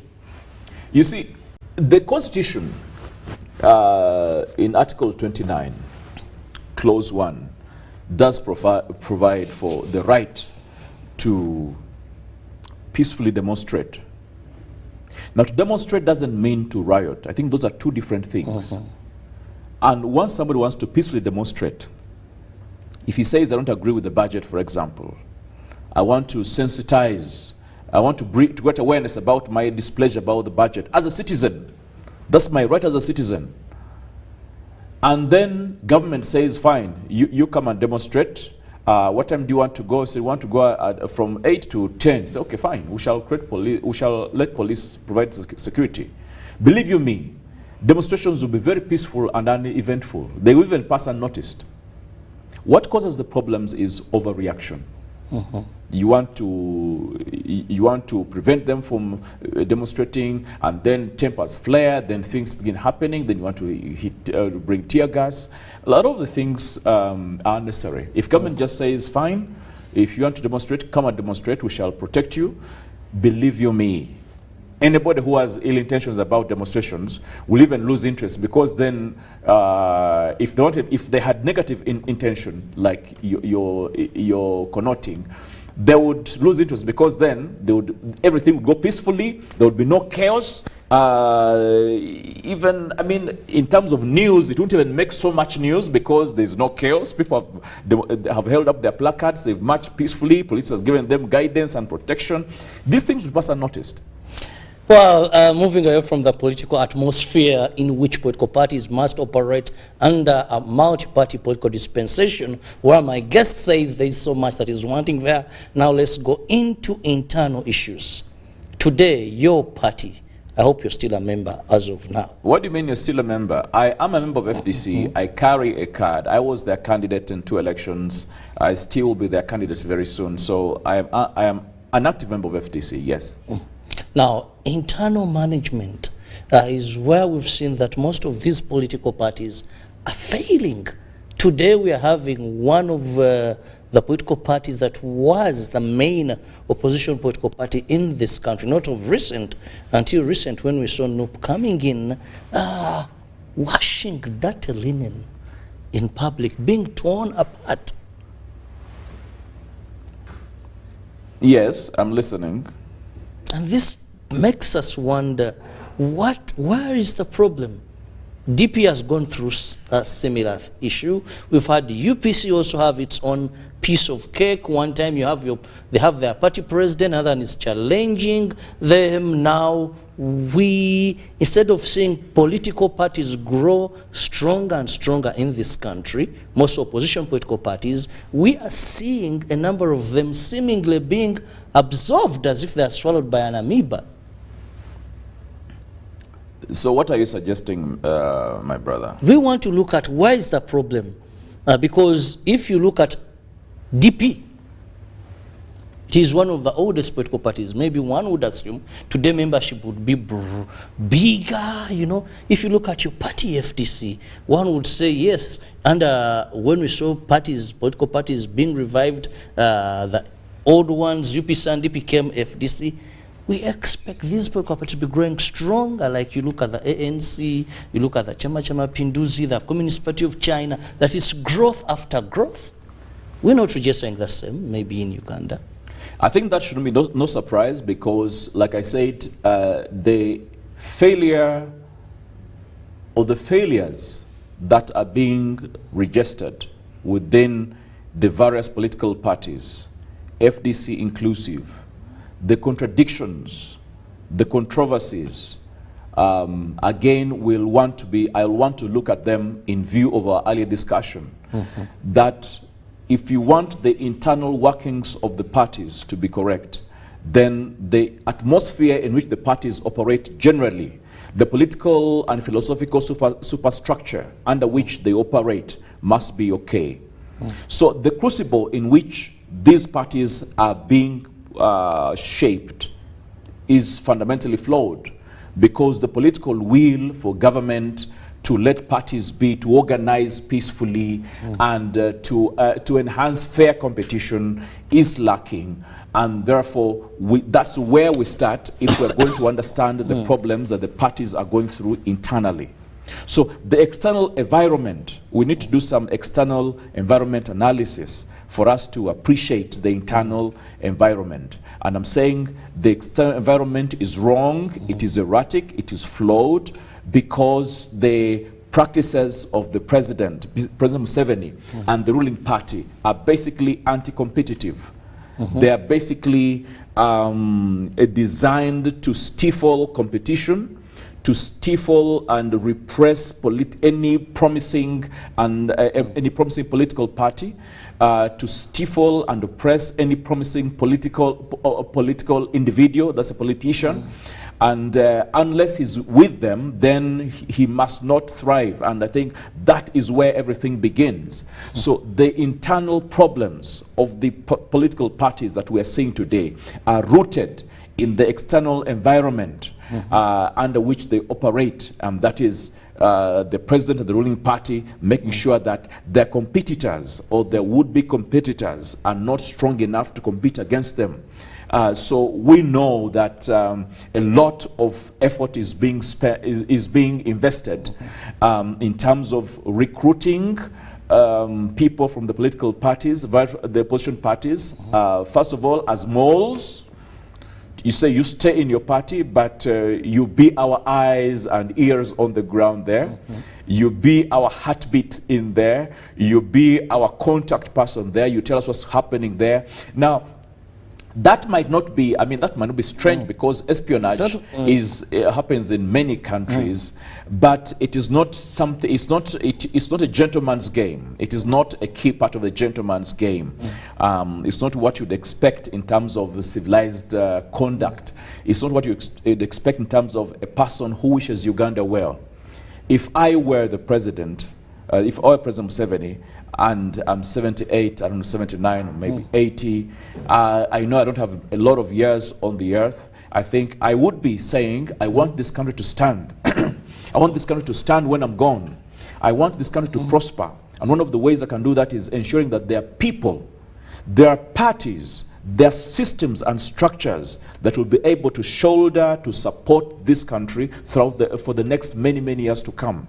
You don't want this house to collapse just because, just like a family. If I'm a father, I'm a husband, one of my biggest concerns is that when I finally die, as I surely will like anybody else, I don't want my family to crumble just because I'm gone. My aspiration, and I always tell my children, I want you, after one day, your father won't be here anymore. When I'm gone, make sure you stand. Make sure the family stays standing. Make sure the family name stays intact. That is what I would want the president to wish for this country. Now, to say, whatever happens, when Museveni is gone, Uganda must stand, because Uganda is bigger than Yoweri Museveni. Now, that said, bigger than anyone. Mr. Tegule, that was said. Don't you think also there is a weakness in the very people, because you're kind of talking about these people being kind of I'm looking for a word that is not very, there's manipulation here. But you see, on whose side? You're kind of looking at the ruling government as manipulating some members in the opposition. But let's look at character and your recruitment criteria as well. In the opposition, how do you do recruitment? You've talked about your competitors being able to identify weak links within you. I'll give you an example. It is in Uganda. No, they're not identifying weak links. They're identifying the strong points in the opposition and then going on to weaken them. That is what the NRM is doing. Well, does it speak about you self-examination? If a person today, I remember this may not be FDC, but still, this was an FDC candidate recently when we had the mayorship elections. It is for the first time that I saw Nabila Nagai Sempala being in FDC.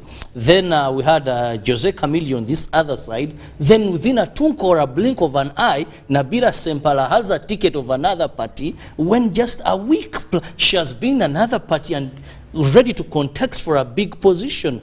Self-examination. When look at these big political parties that we can refer to, they have card identification, card induction, cadre training. Which political parties are you talking about? Go to the Chama Cha Mapinduzi, CCM, NC of South Africa. You find that, but here it seems we are taking political parties so light, you know, that when people don't understand what they're in for, they don't know the ideology of their political parties, they don't know the history of their political parties, they come in here to root, just rooting, that when Tegule wants to stand for political, he'll ask, which party is so strong here? FDC. Well, I dropped my ticket, I ran to FDC. If I wake up the other day, and it seems those in these political, that's why they're easily swayed by anything.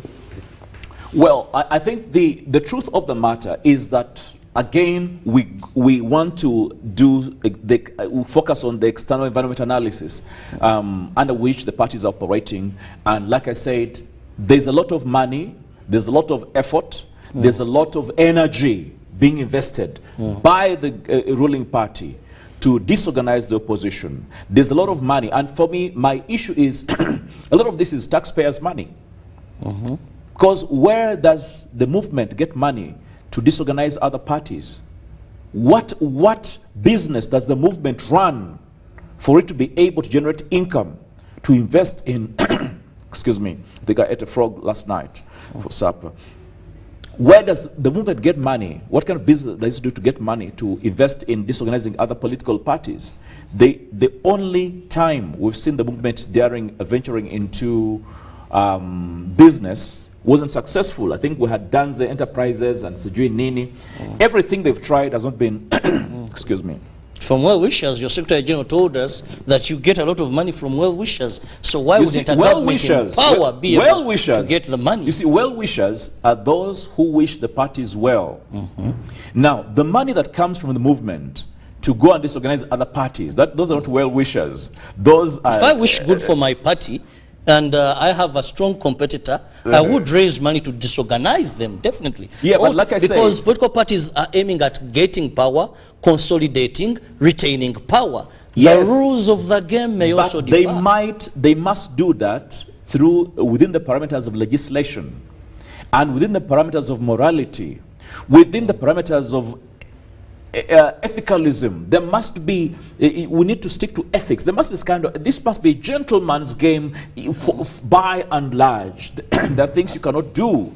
There are things you should not be heard or be seen to be doing if you want to maintain the public respect, if you want to maintain a legacy. If I were Mr. Yoweri Museveni, I would be concerned about making sure that I leave my legacy intact. Let me look back and say, when Museveni was in power, this country prospered, the politics prospered, political parties grew, democracy flourished, and it set the stage, it set the foundation for Uganda to last another 1,000 years and more. That's what I would be doing. But I think a lot of what Why do you want things on a silver platter? Nobody wants things on a silver platter.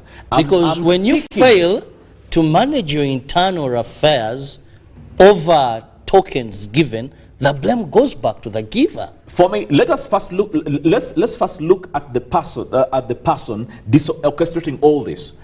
And I'm saying what the president and the ruling party are doing is wrong. Which you can't also confirm.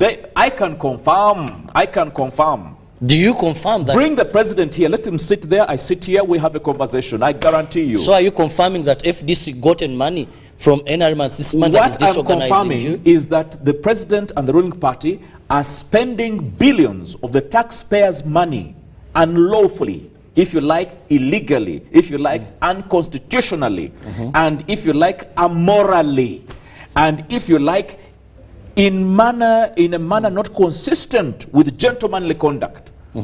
They're spending money to disorganize the position. And I'm saying, if I were the president, I would be interested in ensuring that political parties actually flourish, because that is the foundation for democracy to grow and to thrive. That is how the country will stand for the next 1,000 years.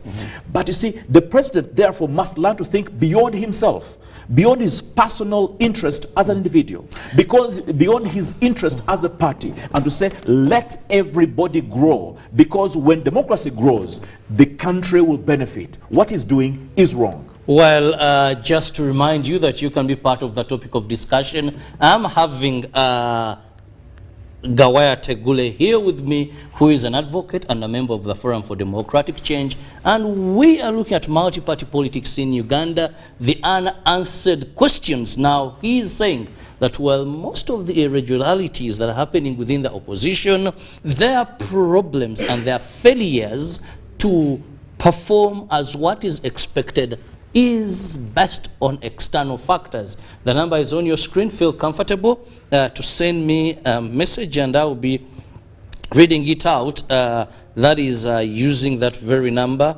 But please give me your name. I need your name. I'm saying so much, but I need to know who is this, of course, and I'll be able to read it out very loud and clear as we look for a way forward of how best can we ensure that when we went into this referendum and said let's have multi-party dispensation, how best do we have health competition, but how do we have parties, political parties, grow stronger and stronger? Because we need strong political parties.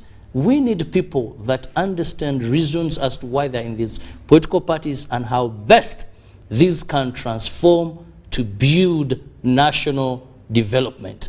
Now, what we are having today is, it seems that most of our political parties are lacking, if I may use that word, political stamina. Many of them, time has proven that they have failed to stand a test of time. Today we are looking at Forum for Democratic Change, which was a very big opposition party for about 2 decades, mostly under the leadership of retired Colonel Dr. Kizza Besigye. Today you have the spokesperson, you have the Secretary General, you have the President, then you have Kizza Besigye on the other side, and we are seeing all sorts of counter accusations, of course not leaving out the NRM, that hey, there is evil money that came into this party and it's what is causing the chaos that is happening. Tegule, as more messages come in, what is happening today in your political party? Can FDC still pass a test of time? Is this something that we can see hearts mended and FDC continues, or are we yet to see another coalition or a split? Is this the end of FDC? You see, FDC has been, if any party has stood the test of time, it is actually FDC. Because you can't compare it to NRM, which has not yet been tested. It has not been tested at all. NRM as a party doesn't even exist. You have the NRA and the commander-in-chief, and then a loose political coalition called NRM. But there's no party, political party called NRM, because it doesn't exist at all. So I would say that when you're counting political parties in this country, don't count NRM because it doesn't exist. That can be expected of you. Let me tell you, and if you asked, if you asked any deep NRM insider, he will tell you exactly what I'm telling you. There is no party called NRM. There's an individual called Yoram Museveni. Yes, that one, there's no doubt. The most powerful individual in the country, we can't even contest that one. A good man by any standards, yeah. But in terms of politics, I think he's maybe making the wrong judgment calls in terms of he has not built his own party to be strong, to be able to live without him. The day, God forbid, Mr. Museveni dies, NRM will be dead. Well, for FDC, Besigye came and went. FDC is still standing. He's not gone. And one of the accusations here is his meddling and confusion. You have Najjana Nkumbi, you have Katonga here. You're off hands. You see that even the money saga here, we took the money to. Why then did you take the money to Besigye? You see, there's still all these problems still reign. Any party which has freedom of thought, freedom of speech, freedom of belief, freedom to do what you need to do as a party, will have this kind of thing. That we shall have disagreements. We can't agree all the time. We can't agree on everything, because then what kind of party is that? Only the communists do that. Even them, internally they still have their reservations. So the communists in China, in North Korea can do that, and in Cuba, not in a proper democracy. So what we are saying is therefore normal operations of a party, normal disagreements.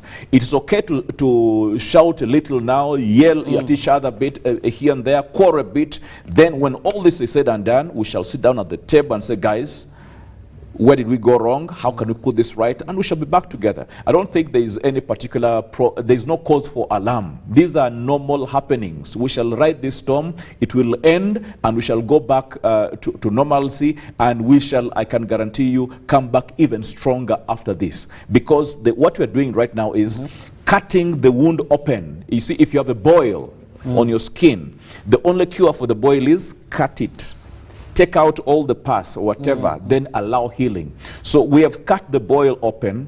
We are extracting all the chaff, and we're going to go through a healing process. And this party called FDC will come out much, much stronger than it has ever been. This, again, like I said, has little to do with the internal environment. It has more to do with the flaws in the external environment, and which once we deal with the external distortions, with the external threats, then we shall be good. Where do you get the confidence to believe that when you already failed to handle this internally as a political party. What do you mean failed? Well, when we see a Secretary General, a spokesperson, a president, these counter accusations out in the media, everywhere, that shows the internal mechanism of handling and settling this could have failed. So where do you get the basis and hope and confidence to believe that that failed system then will be the remedy to the current challenges? You see, your choice of words is quite interesting, because FDC is simply going through a rough patch. We shall be back together. People have gone through all this. NRM has gone through it as well. You remember the Amama saga. You must have been a young boy by then, but the Amama saga literally tore NRM to pieces, because Amama was the Secretary General. He had hold over the party. He had, and Amama is a good man, very efficient, very methodical. Their disagreements with the president, you see what came out of it. Amama ran against the president. Whoever thought? Nobody. I mean, we've been around long enough to see how close Amama and the president are. Nobody ever thought we would reach a time where we're seeing the president, Yoram Museveni on the ballot sheet, and then Amama Mbabazi on the ballot on the same whatever. I'm like, wait a moment, how? How can this happen? How could this be? So this has happened to NRM, and they're still running loosely. Amama is now back in the fold, as far as I know, and I think they seem to have mended fences. So I'm saying that these are normal things that happen in a political party. If this is just having its rough patch, we shall go through this. If NRM went through theirs, why can't we go through ours? Well, time is so much running and flying, and I have to let Tegule out of here, but let me just get your final remarks, more so to your party members, those that are at crossroads now, those that are worried of what is happening, those that think, well, you may soon be swallowed as a party and scrapped off the political arena of this country. God forbid, and that will not happen. To all our party members, FDC, I can tell you this. We're going through a rough patch currently, but there is nothing much to worry about. Once we sort out our internal contradictions as orchestrated by the hostile external environment, we shall be well. What we need to do is to stick together, believe in the cause for which FDC exists, and that is to restore democracy to this country, to restore meaningful political change in this country. Let us focus on where we began, on where we are going. Let us also remember that trivialities take over. When objectives get compromised, when trivialities are allowed to prevail, let us put trivialities aside, put pettiness aside. Let us listen to each other. Let us talk to each other, not at each other. Let us go through this and allow a healing process to begin, and then we shall be good. One Uganda, one people, we shall prevail. Well, I hope that you come out successfully of the theater. We shall. You know, when someone goes for an operation, you said right now you're undergoing an operation. There are two things. It could be a successful operation, and you come back alive and kicking. This operation, we shall be good, I guarantee you. We hope time. Let's give time to tell if they come out of the theater alive, or if this will come out of the theater buried and gone. See you in the next hour. Ruben next.